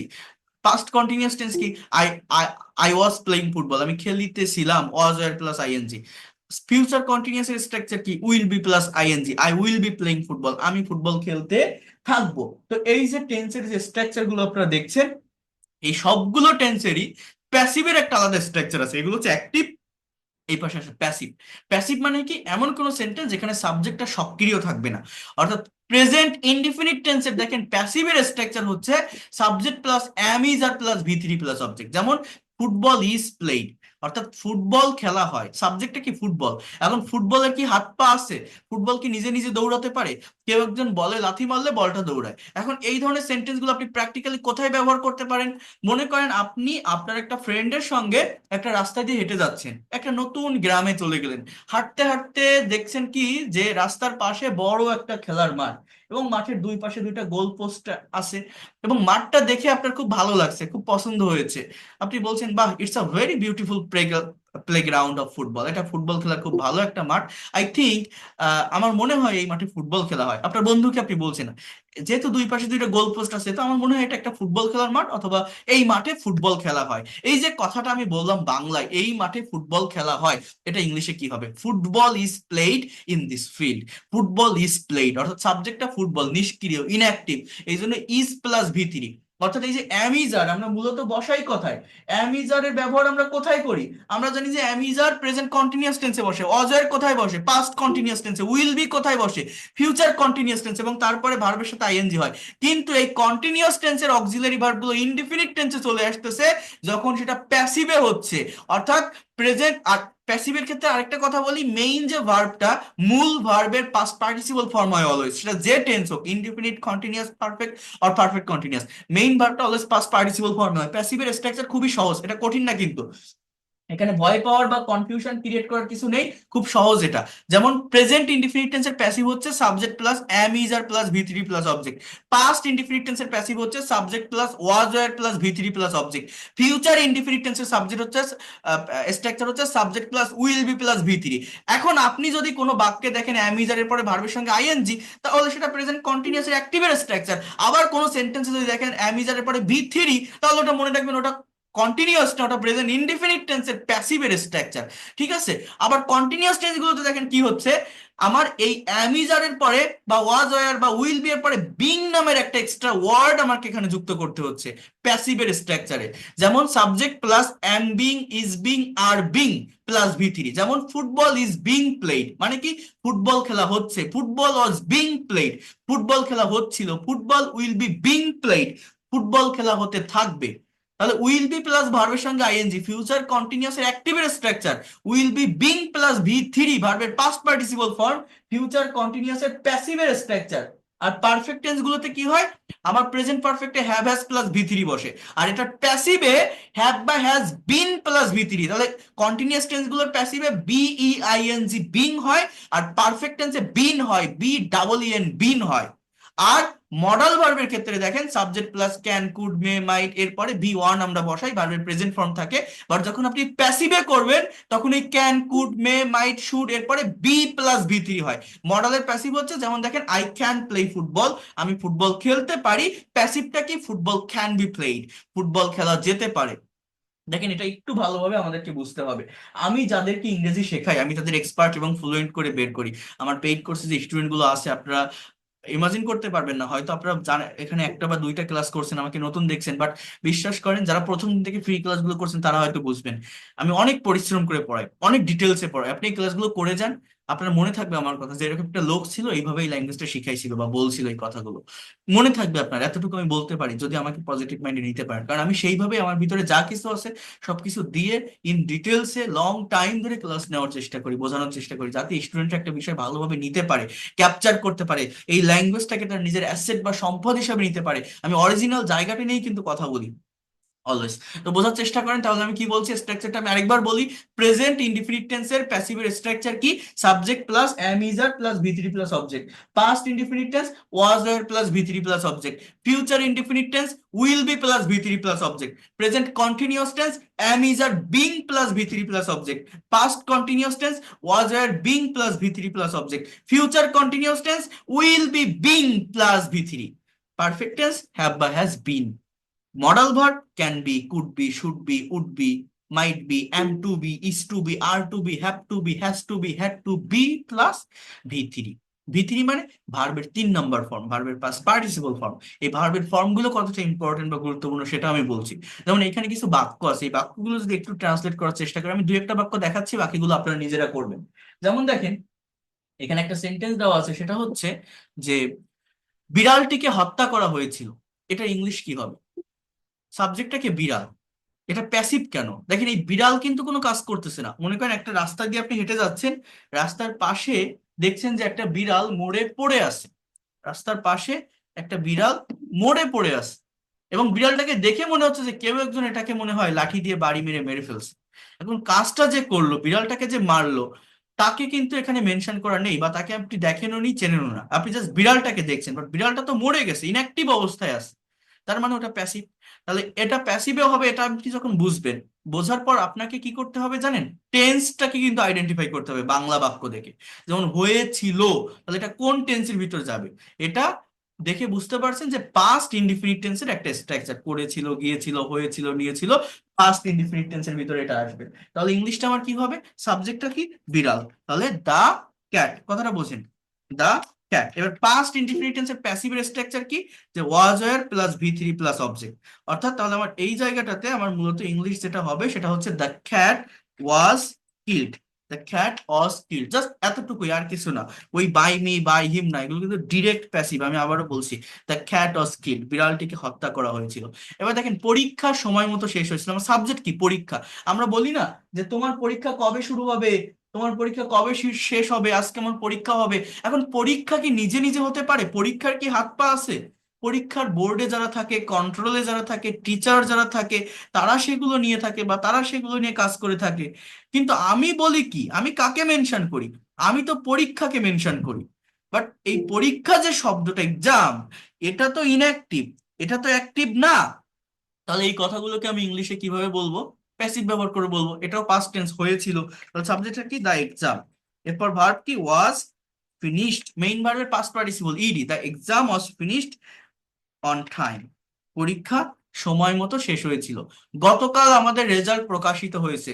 হয়েছে থাকলেও যেহেতু গতকাল আছে, পাস্ট টেন্সে করতে হবে। এটাও our result was published yesterday. কারণ রেজাল্ট তো ইনঅ্যাক্টিভ, নিষ্ক্রিয়। রেজাল্ট কারা প্রকাশ করতেছে সেটা তো আমি বলছি না, জাস্ট রেজাল্টকে মেনশন করছি, তো প্যাসিভ ভয়েস। এরপর দেখেন এখানে একটা বাক্য আছে যে আগামীকাল রাজুকে লন্ডনে পাঠানো হবে। বোঝার চেষ্টা করেন, আগামীকাল রাজুকে লন্ডনে পাঠানো হবে। এই যে সেন্টেন্সটা আপনারা দেখছেন, এই যে বাক্যটা আপনারা দেখছেন, এখানে সাবজেক্টটাকে রাজু, বাট এই রাজু কিন্তু কোনো কাজ করতেছে না, রাজু কিন্তু ইনঅ্যাক্টিভ অবস্থায় আছে। রাজু নামক মানুষটাকে কেউ একজন পাঠাবে, অর্থাৎ কাজটা যে করবে তাকে এখানে মেনশন করা নেই। সেটা তার ভাই পাঠাতে পারে, তার বাবা পাঠাতে পারে, যে কেউ তাকে বাইরের কান্ট্রিতে পাঠাবে, বাট রাজু কিন্তু কিছু করতেছে না। এটা টেন্সটা কি হবে? তাহলে ফিউচার টেন্স। ফিউচার ইনডিফিনিট টেন্সের প্যাসিভের স্ট্রাকচার কি? শ্যাল বি বা উইল বি প্লাস বি3। তাহলে ইংলিশটা কি হবে? রাজু, এটা সাবজেক্ট রাজু, এরপর উইল বি সেন্ট, এসিএনটি, সেন্ডের পাস্ট পার্টিসিপল, অনেকে সেন্ডেড বলে বাট না, সেন্টের পাস্ট পার্টিসিপল আমার কি হবে? সেন্ট, অর্থাৎ রাজু উইল বি সেন্ট। তারপর কি? To London tomorrow. তাহলে টোটাল সেন্টেন্সটা আমি কি লিখলাম? Raju will be sent to London tomorrow, আগামীকাল রাজুকে লন্ডনে পাঠানো হবে। এবার দেখেন এখানে একটা বাক্য আছে, আমাদেরকে বিষয়টা জানানো হয়েছে। ভেবে দেখেন কত প্র্যাকটিক্যাল সেন্টেন্স এগুলো, বাট আমরা ভালোভাবে এই সেন্টেন্স গুলোকে ট্রান্সলেট করতে পারি না, অ্যানালাইসিস করতে পারি না। কিন্তু আমাদের এটা করা শিখতে হবে, বিশ্বাস করেন, এটা যদি ভালোভাবে না করতে পারেন, এই বিষয়গুলোকে, এই জায়গাগুলোকে যদি ডেভেলপ করতে না পারেন, কখনো এই ভাষাটাকে আপনি প্রফেশনালি শিখতে পারবেন না বা নিতে পারবেন না। আমাদেরকে জানানো হয়েছে, গিয়েছে, থেকেছে, এগুলো কোন টেন্সের ভিতর যায়? টেন্স আইডেন্টিফাই করতে পারেন বাংলা দেখে? এগুলো কিন্তু আমার মূলত প্রেজেন্ট পারফেক্ট টেন্সের সেন্টেন্স। তাহলে সাবজেক্টটা কি? আমরা। তাহলে উই, এরপরে হ্যাভ, এরপরে হয়েছে, অর্থাৎ সাবজেক্ট যে আছে, অর্থাৎ এই যে আমরা, আমরা কিন্তু কোনো কাজ করতেছি না, আমাদেরকে কেউ কোনো বিষয় জানিয়েছে, অর্থাৎ বাইরে থেকে, অর্থাৎ যে কাজটা করেছে, যার দ্বারা কাজটা হয়েছে, সেটাকে এখানে মেনশন করা নেই, সেই বিষয়গুলোকে এই জায়গাটাতে মেনশন করা নেই। কি বলছে? যে আমাদেরকে বিষয়টা জানানো হয়েছে। তাহলে আমার ইংলিশটা মূলত এরকম হবে, we have been informed about this matter. আমার কথাটা বোঝেন? এই হ্যাভ বিন প্লাস ভি3, এটা প্রেজেন্ট পারফেক্টের প্যাসিভের স্ট্রাকচার। আমি যদি এখানে বিনটা না দিতাম, আমি যদি এরকম একটা সেন্টেন্স বলতাম যে we have informed about this matter, এই সেন্টেন্সটার ইংলিশ বাংলা কি হতো জানেন? We have informed about this matter. এর বাংলা হতো আমরা বিষয়টি জানিয়েছি। অর্থাৎ প্রেজেন্ট পারফেক্টের অ্যাক্টিভের স্ট্রাকচার, কিন্তু সাবজেক্ট তখন অ্যাক্টিভ হয়ে যায়, সাবজেক্ট কাজ করা শুরু করে দেয়। কি হতো? আমরা বিষয়টি জানিয়েছি, অন্য কাউকে কোন একটা বিষয় আমরা জানিয়েছি। কিন্তু এখানে বাক্যটা কি বলছে? যে আমাদেরকে বিষয়টি জানানো হয়েছে, আমাদেরকে জানানো হয়েছে। কথাটা মনোযোগ দিয়ে বোঝেন, এখানে মূলত কি বলছে? আমাদের, অর্থাৎ আমরা কোনো কাজ করতেছি না, এই জন্য এই হ্যাভ বিন প্লাস ভি3। এটাকে আরো একটা ভাবে বলা যায় যে the matter has been informed us, the matter has been informed us, এইভাবে বলা যায়। তো যাই হোক, যেটা আছে সেটা বোঝার চেষ্টা করেন। এখানে আরেকটা বাক্য আছে যে 16ই ডিসেম্বর বিজয় দিবস পালন করা হয়, এটার ইংলিশ কি? আমরা অনেকেই মনে করি কি, যে প্যাসিভ রিলেটেড সেন্টেন্স মানে একদম শুরুর ওয়ার্ডটাই মনে হয় সাবজেক্ট হবে। কারণ যে কোনো সেন্টেন্স ইংলিশে ট্রান্সলেট করতে গেলে সেন্টেন্সের শুরুতে যে ওয়ার্ডটা থাকে, সেটাকে আমরা মনে করি যে সাবজেক্ট। বাট না, এই প্যাসিভ রিলেটেড সেন্টেন্স গুলোর সাবজেক্ট কিন্তু অলওয়েজ শুরুর ওয়ার্ডটা হয় না। এই জায়গাটা আপনাদেরকে একটু বুঝতে হবে। সেটা হচ্ছে, এই যে সেন্টেন্স গুলো দেখছেন আপনারা, বা এই যে বাক্যগুলো আপনারা এখানে আছে যেটা দেখছেন, এই জায়গাটাতে মূলত যেটা ফোকাস করতে হয় বা যেটার উপর নজর দিতে হয়, সেটা হচ্ছে অবজেক্টের উপর। অবজেক্ট মানে কি জানেন? কোনো সেন্টেন্স বা বাক্যের ভার্বকে কি বা কাকে দ্বারা প্রশ্ন করলে তাকে অবজেক্ট বলে। প্যাসিভ রিলেটেড সেন্টেন্সে মূলত অবজেক্টটাই সাবজেক্ট হয়। মানে ভার্বকে প্রশ্ন করতে হবে প্রতিটা বাক্যে, সেটা অ্যাক্টিভ হোক আর প্যাসিভ। প্রত্যেকটা ইংলিশ বাক্যে ভার্ব কিন্তু লাস্টে থাকে। যেমন এখানে পালন করা হয়, এই শব্দটা ভার্ব। এবার কি পালন করা হয় বা কাকে পালন করা হয়, জিনিসটা কি বলেন তো? বিজয় দিবস। আমার সাবজেক্টটা 16ই ডিসেম্বর নেই, 16ই ডিসেম্বর একটা টাইম, সময়, অ্যাডভার্ব। অ্যাডভার্ব কখনো সাবজেক্ট হতে পারে না, সাবজেক্ট হয় ব্যক্তি বা বস্তু, অর্থাৎ নাউন অথবা প্রোনাউন। তার মানে এই সেন্টেন্সের সাবজেক্ট কিন্তু ভিক্টরি ডে, অর্থাৎ ভিক্টরি ডে। এবার ভার্ব বসাতে হবে, অ্যাজ ইউজুয়াল কোন একটা কাজ করা হয়, তার মানে এটা প্রেজেন্ট ইনডিফিনিট। তো প্রেজেন্ট ইনডিফিনিটের প্যাসিভের স্ট্রাকচারটা কি? প্রেজেন্ট ইনডিফিনিট টেন্সের প্যাসিভের স্ট্রাকচার হচ্ছে আপনার অ্যাম ইজ আর প্লাস ভি3। তো victory day is observed, victory day is observed. এবার সার্টেইন ডেট, অর্থাৎ 16ই ডিসেম্বর, এর আগে অন প্রেপোজিশন বসে, অন 16th ডিসেম্বর। টোটাল সেন্টেন্সটা আমি কি লিখলাম? যে ভিক্টরি ডে অর্থাৎ বিজয় দিবস ইজ অবজার্ভড, পালন করা হয়, on 16th December. Victory day is observed on 16th December. এরপর দেখেন এখানে আরেকটা বাক্য আছে, আমাদের গ্রামে প্রতি বছর বইমেলা অনুষ্ঠিত হয় ফেব্রুয়ারি মাসে। এরকম বড় বাক্য দেখলে আমরা ইংলিশে ট্রান্সলেট করতে পারি না।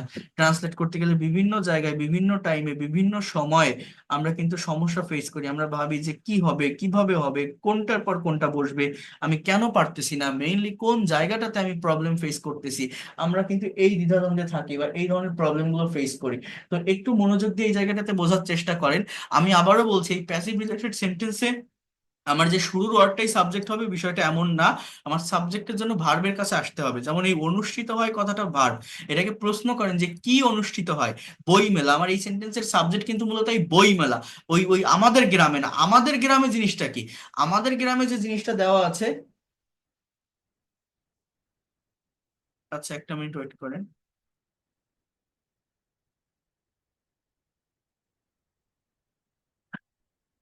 জাস্ট ওয়েট আ মিনিট, আমি দেখাচ্ছি। স্ক্রিনটা স্ক্রল করুন।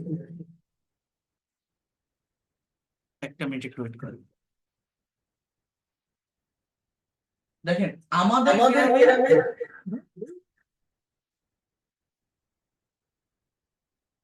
একটু বোঝার চেষ্টা করেন। কোথায় ছিলাম?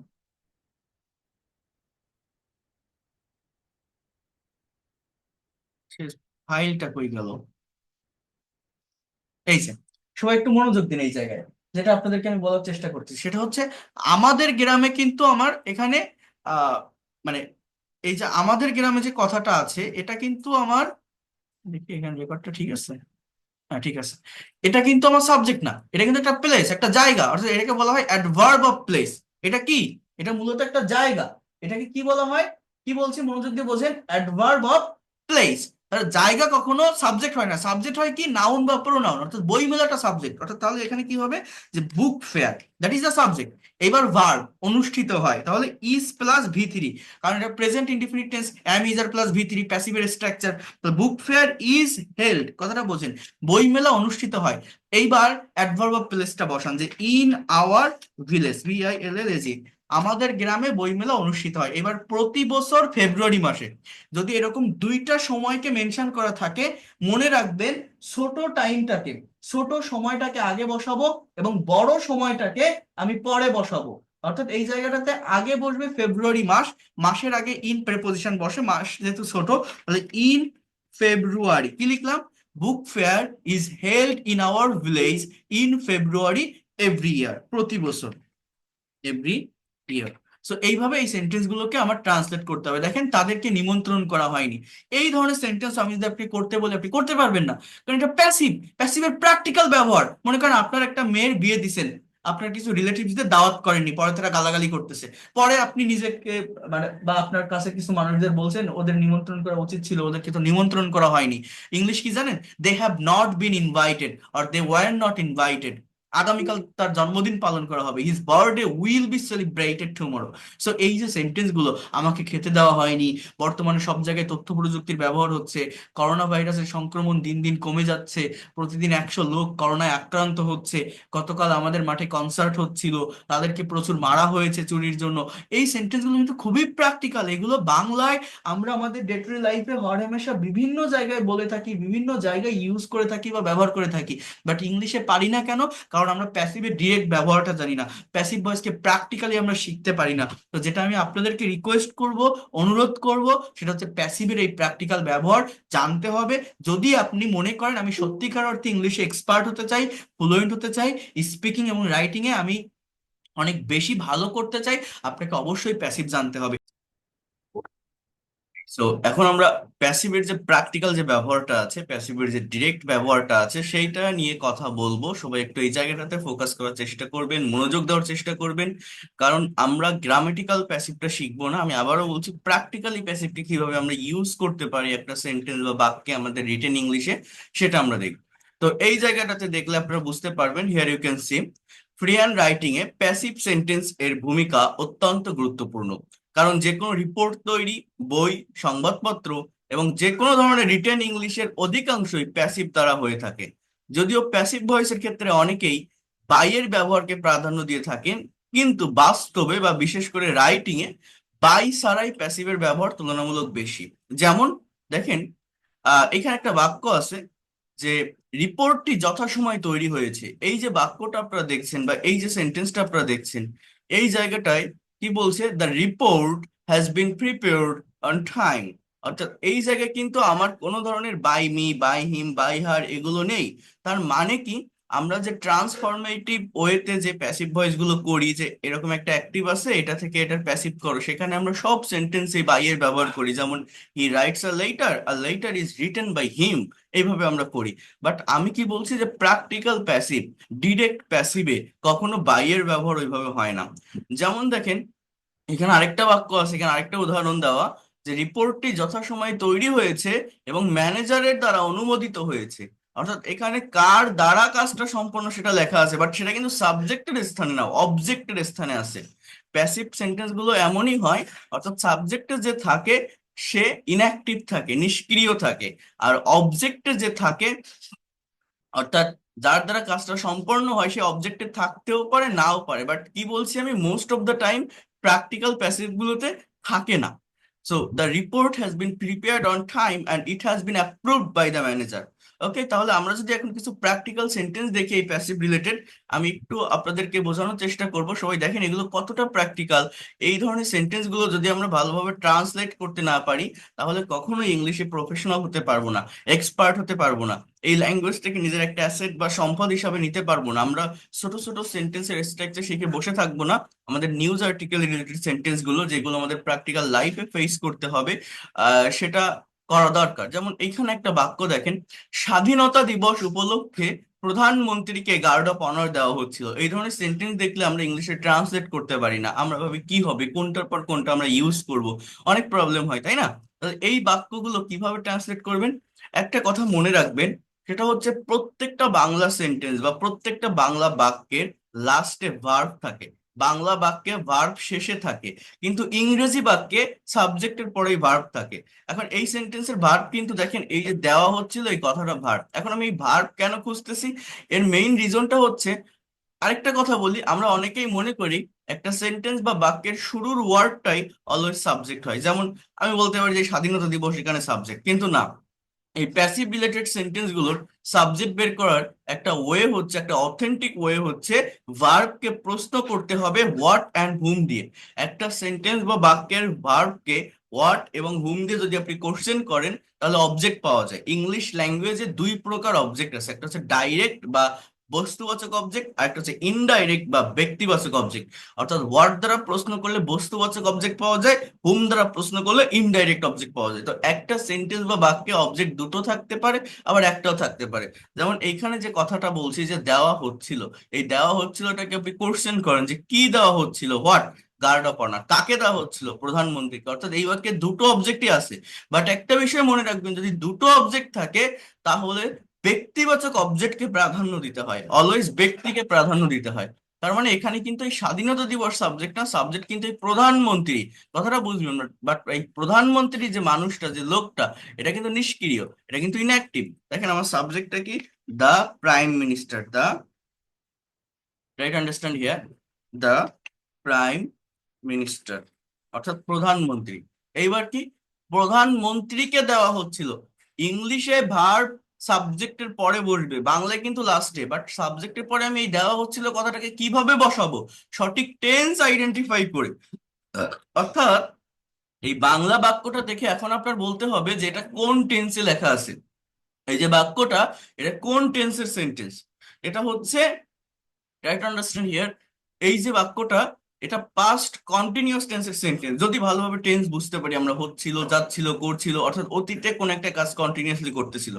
পাস্ট কন্টিনিউয়াস টেন্সের প্যাসিভের স্ট্রাকচার কি, ওয়াজ, ওয়ার, বিং প্লাস ভিটি। অর্থাৎ এইটুকু যদি আপনি বুঝতে পারেন, বাংলা বাক্যে শেষে ভার্ব থাকে, সেই ভার্বটাকে দেখে যদি টেন্স আইডেন্টিফাই করতে পারেন এবং সেই টেন্সের স্ট্রাকচার অনুযায়ী ভার্বের ফর্মটাকে যদি ইউজ করতে পারেন, আপনার সেন্টেন্স কারেক্ট হয়ে যাবে। বাট এই ভার্বের জায়গাটা যদি ভুল করেন, সম্পূর্ণ সেন্টেন্সটাই ভুল হয়ে যাবে। তো এই জায়গায় কিন্তু সব থেকে বেশি ফোকাস করতে হবে। The prime minister was being, past continuous এর প্যাসিভের স্ট্রাকচার ওয়াজ আর being plus V three. V three মানে দেওয়া শব্দটা এখানে মেইন ভার্ব একদম। এই দেওয়া ইংরেজি গিভ, এর ভি থ্রি কি, ভার্বের পাস্ট পার্টিসিপল কি, গিভ, গেভ, গিভেন।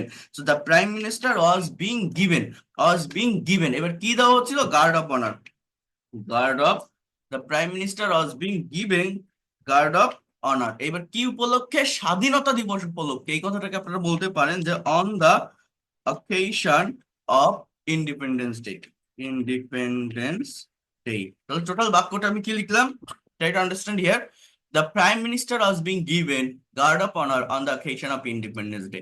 অর্থাৎ এই ওয়াজ বিং গিভেনটা কেন লিখলাম, এটা প্যাসিভ ভয়েস। প্যাসিভ আমি বুঝবো কিভাবে এই বাক্যটা প্যাসিভ?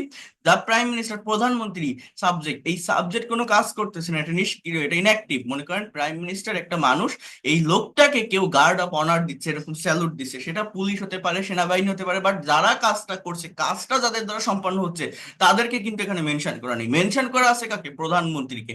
দেখেন আমি যদি পাস্ট কন্টিনিউয়াস অ্যাক্টিভের স্ট্রাকচার এই জায়গাটাতে ইউজ করতাম, তাহলে সেন্টেন্সটা দেখতে কেমন লাগতো? যেমন পাস্ট কন্টিনিউয়াস অ্যাক্টিভের স্ট্রাকচার হচ্ছে ওয়াজ এর প্লাস ভার্বের সঙ্গে আইএনজি। আমি যদি বলতাম the prime minister was giving guard of honour on the occasion of Independence Day, তখন কিন্তু এই সাবজেক্ট অ্যাক্টিভ হয়ে যায়। এই সেন্টেন্সের বাংলা অর্থ তখন এরকম হয় যে প্রধানমন্ত্রী গার্ড অফ অনার দিচ্ছিল স্বাধীনতা দিবস উপলক্ষে। বাট বাক্যটা কিন্তু এরকম না, বাক্যটা কি? যে প্রধানমন্ত্রীকে দেওয়া হচ্ছিল, so was being given, was being plus ভিত্তি, প্রধানমন্ত্রীকে দেওয়া হচ্ছিল। এইবার দেখেন আমরা যদি আরেকটা বাক্যে আসি, এখানে দেওয়া আছে দেখেন, দুর্নীতি বন্ধে বাংলাদেশে কোনো কার্যকর পদক্ষেপ নেওয়া হচ্ছে না। এই যে বাংলা বাক্যটা, এটাকে আমরা কিভাবে ট্রান্সলেট করতে পারি? তো কি বললাম, প্রত্যেকটা বাংলা সেন্টেন্সের লাস্টে শেষে ভার্ব থাকে। এই ভার্বটাকে কোশ্চেন করবেন হোয়াট এবং হুম দিয়ে। একটা সেন্টেন্সে অবজেক্ট একটাও থাকতে পারে, দুটোও থাকতে পারে। তো কি নেওয়া হচ্ছে না বা কাকে নেওয়া হচ্ছে না? কি নেওয়া হচ্ছে না? হোয়াট, কোনো কার্যকর পদক্ষেপ। তাহলে এটাকে আমরা ইংলিশে কি বলতে পারি? No effective steps. No effective steps. এবার ভার্বটা কি? আর, যেহেতু সাবজেক্টটা প্লুরাল লিখলাম, are being present continuous tense, এটা হচ্ছে হচ্ছে না, আর বিং টেকেন, কোনো কার্যকর পদক্ষেপ নেওয়া হচ্ছে না। এইখানে আর নট বসাতে পারতাম, বাট যেহেতু শুরুতে আমি নো ইউজ করছি, অর্থাৎ এই নো ইউজ করার কারণে আমার সেন্টেন্সটা অলরেডি নেগেটিভ হয়ে গেছে, এই জন্য এই অক্সিলারি ভার্বের সাথে নট বসানোর কোনো প্রয়োজন নেই। So no effective steps are being taken, এই যেটুকু আমি লিখলাম, অর্থাৎ এই যে সাবজেক্ট আর ভার্ব, বাংলা বাক্য দেখে সাবজেক্টটাকে যদি আপনি বসাতে পারেন এবং ভার্বটাকে দেখে সেটার সঠিক টেন্স আইডেন্টিফাই করে ভার্বের ফর্মকে যদি আপনি ইউজ করতে পারেন, অর্থাৎ এইটুকু যদি সঠিকভাবে লিখতে পারেন, আপনার অবজেক্টের জায়গায় যদি কোনো ভুলও হয়, কোনো ওলটপালট হয়, কোনো প্রবলেমও হয়, ওটা মেজর কোনো প্রবলেম ক্রিয়েট করে না। বাট এই জায়গাটা যদি আপনি ভুল করেন, ভার্বের এই জায়গাটা যদি সঠিকভাবে লিখতে না পারেন, তাহলে সম্পূর্ণ সেন্টেন্সটাই ভুল হয়ে যাবে।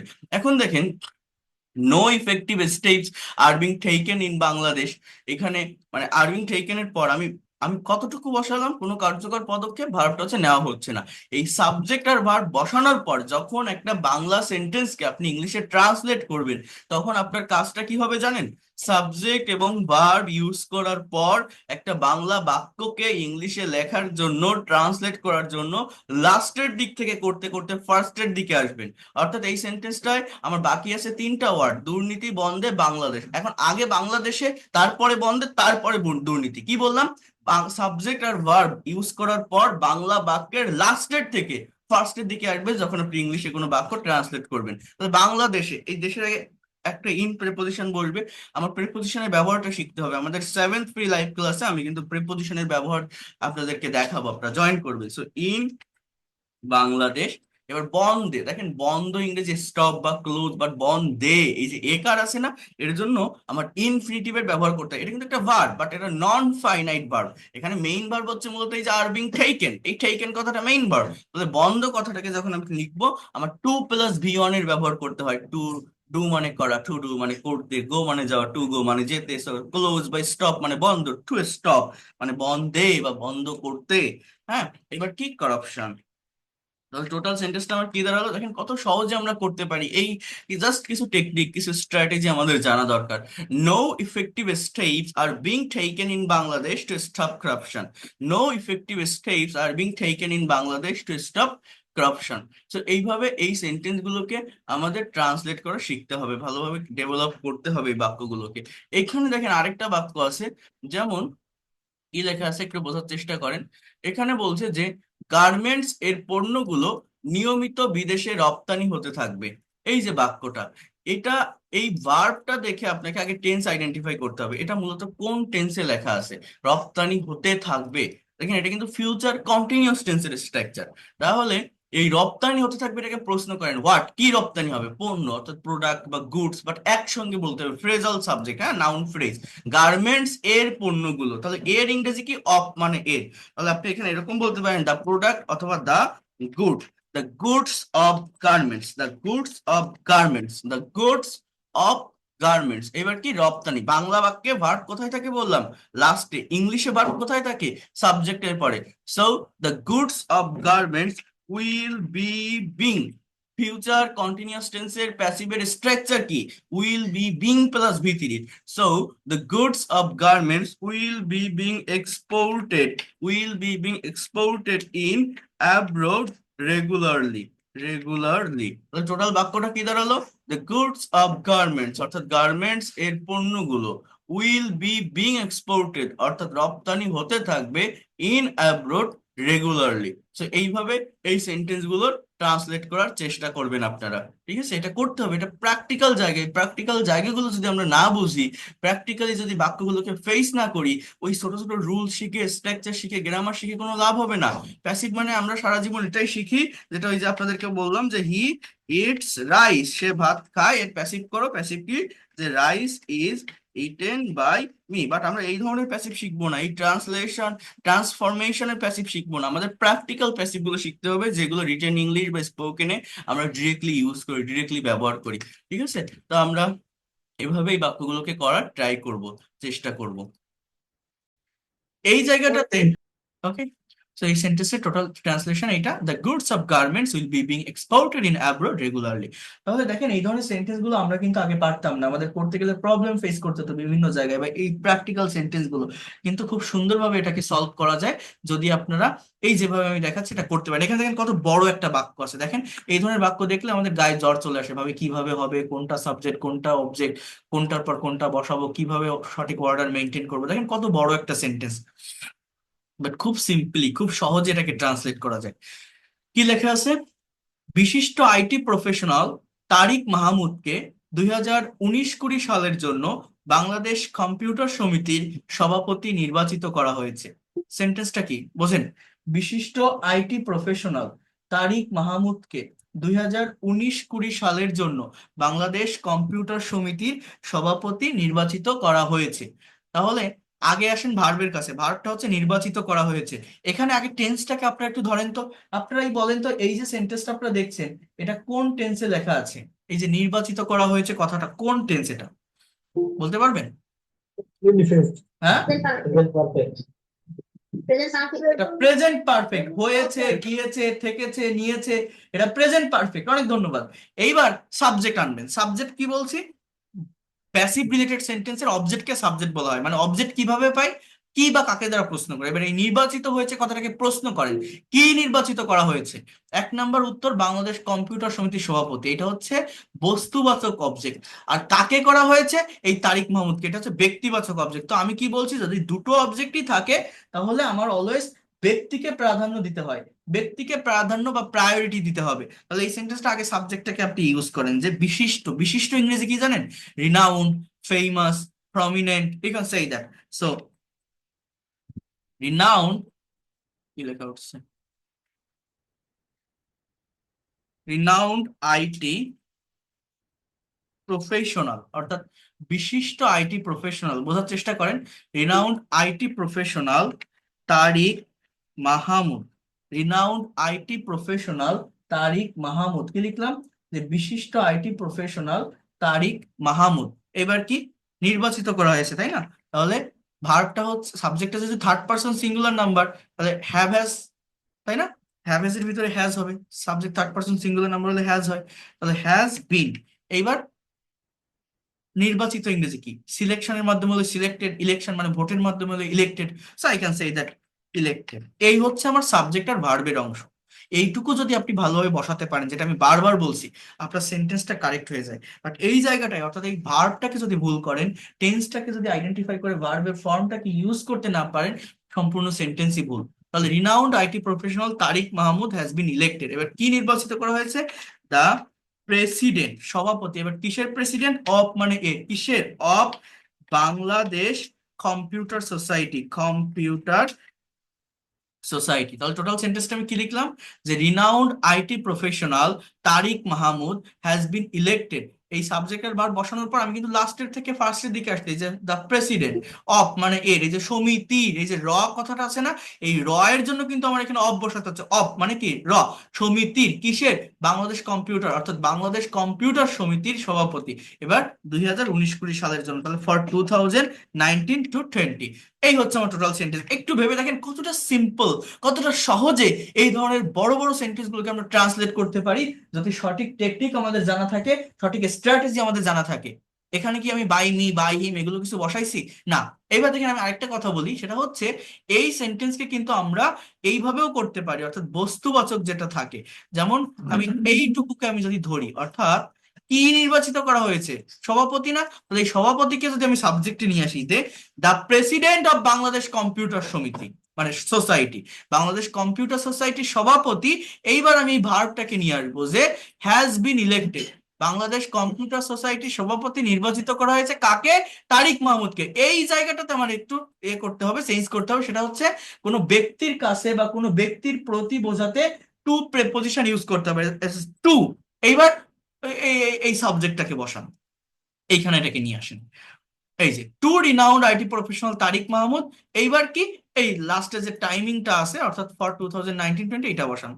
মানে আমি যেটা বলতে চাচ্ছি, এই সেন্টেন্সে আমার অবজেক্ট দুটো, একটা হচ্ছে সভাপতি, একটা হচ্ছে তারিক মাহমুদ। তো যে কোনো একটাকে নিয়ে করা যায়, বাট আমি বলছি যে ব্যক্তিকে প্রাধান্য বা ব্যক্তিকে প্রায়োরিটি দিতে হয়। অর্থাৎ এই সেন্টেন্সটাকে এভাবেও আপনি বলতে পারেন, যে the president of Bangladesh computer society has been elected, Bangladesh computer সমিতির সভাপতি নির্বাচিত করা হয়েছে টু রিনাউন্ড কাকে, হুম, two renowned IT professional Tariq Mahmud, অর্থাৎ তারিক মাহমুদকে ফর 2019-20। আবার এভাবেও বলা যায়, renowned IT professional Tariq Mahmud has been elected the president of Bangladesh computer society for 2019-20। But আমি কি বলছি, এই যে দুইটা আমি লিখলাম দুটোই কারেক্ট, বাট বেশি অ্যাপ্রোপ্রিয়েট কোনটা, এই রিনাউন্ড আইটি প্রফেশনাল যেটা ফার্স্টে লিখছে, অর্থাৎ ব্যক্তিকে প্রাধান্য দিতে হয় যদি দুই দুই ধরনের অবজেক্ট থাকে। তাহলে দেখেন অনেক বড় সেন্টেন্স, এগুলো করতে গেলে কিন্তু আমাদের সমস্যা হয়, এবং এগুলো কিন্তু প্র্যাকটিক্যাল রিয়েল লাইফের সেন্টেন্স, যেগুলো আমাদের বিভিন্ন জায়গায় ডে টু ডে লাইফে ফেস করতে হবে, কিন্তু সহজেই করা যায়। আপনারা কি কিছু শিখতে পারছেন? আমি কি বোঝাতে পারছি, বুঝতে পারছেন কিভাবে এগুলো ট্রান্সলেট করতে হবে? কিছু কি শিখতে পারেন মনে হয়? মনে হয় যে এগুলো ইম্পর্টেন্ট বা কাজে লাগার মতো বা শেখার মতো, বা এখান থেকে কিছু শেখা যায়, বা এটাই অ্যাকচুয়াল ল্যাঙ্গুয়েজ, ইংরেজি ভাষাটাকে ভালোভাবে প্রফেশনালি ডেভেলপ করতে গেলে এই জায়গাগুলোই মূলত আমাদেরকে অ্যানালাইসিস করতে হয় বা দেখতে হয়। প্র্যাকটিক্যাল জায়গায় কিন্তু এই বিষয়গুলোকেই আপনার ফেস করতে হবে। মনে হয় সেটা বুঝতে পারছেন? হ্যাঁ, কি বলছি আমি? আমি জানি না আপনারা এরকম ক্লাস আগে, আমি জানি না আপনারা এইভাবে এরকম ক্লাস আগে করেছেন কিনা, বাট বিশ্বাস করেন এগুলো যদি আপনি করতে না পারেন বা এই সমস্ত জায়গায় যদি না আসেন, আপনি যদি প্যাসিভ বলতে এইরকম প্যাসিভ শেখেন, আমরা কেমন প্যাসিভ শিখি, যে ওই যে বললাম না, মনে করেন ইজ প্লেইং প্লেইং ফুটবল, এই সেন্টেন্সটা প্যাসিভ করেন তো, সে ফুটবল খেলছে, গুড বল হয়ে গেছে নাকি, সে ফুটবল খেলছে, হি ইজ প্লেইং ফুটবল। এটার প্যাসিভ কি হবে? এটার প্যাসিভ হচ্ছে এরকম হবে, যে football is being played by him. আমরা সবাই প্যাসিভ বলতে এরকম জানি বা এরকম করি, বাট আমি কি আপনাদের এরকম দেখাচ্ছি? দেখাচ্ছি না। বাট আমি যেটা দেখাচ্ছি, আপনার কি মনে হয় না এইটার থেকেও সেটা বেশি ইম্পর্টেন্ট? আমরা আপনারা অনেকে এখানে আসেন না যারা আগে থেকেই প্যাসিভ জানেন বা প্যাসিভ সম্পর্কে ধারণা আছে, বাট আমরা কোন প্যাসিভ জানি বলেন তো? এই যে আমি যেটা কথা বলছি কেবল এইটা, কিন্তু আমি আজকে যেটা দেখাচ্ছি, আপনারা বুঝতে পারছেন যে এটা কতটা ইম্পর্টেন্ট প্র্যাকটিক্যাল জায়গাটাকে ডেভেলপ করার জন্য, রাইটিংটাকে ডেভেলপ করার জন্য। বোঝা যায় বিষয়টা? জি স্যার, জি স্যার, থ্যাংক ইউ। আমি জি স্যার, অনেক থ্যাংক ধন্যবাদ। You very much. আচ্ছা, তাহলে দেখেন একটু মনোযোগ দেন আর একটু থাকার চেষ্টা করেন, অনেক কিছু নিতে পারবেন আপনার এই ক্লাসটা থেকে। আমি বারবার বলছি অনেক কিছু নিতে পারবেন। আহ এই এই এই যে প্যাসিভের যে জায়গাগুলো আমি দেখাচ্ছি আপনাদেরকে, এইগুলোকে ব্যবহার করেই practical writing, practical speaking, even conversation আমাদের সলভ করতে হয়। আমার পেইড কোর্সের সিট বেশি নেই, ভর্তি আমি আগামীকাল কমপ্লিট করে আমি এটা হয়তো অফ করে দিব, কারণ প্রায় স্টুডেন্ট ভর্তি হয়ে গেছে অনেক, আমি এত সামলাই পারতেছি না।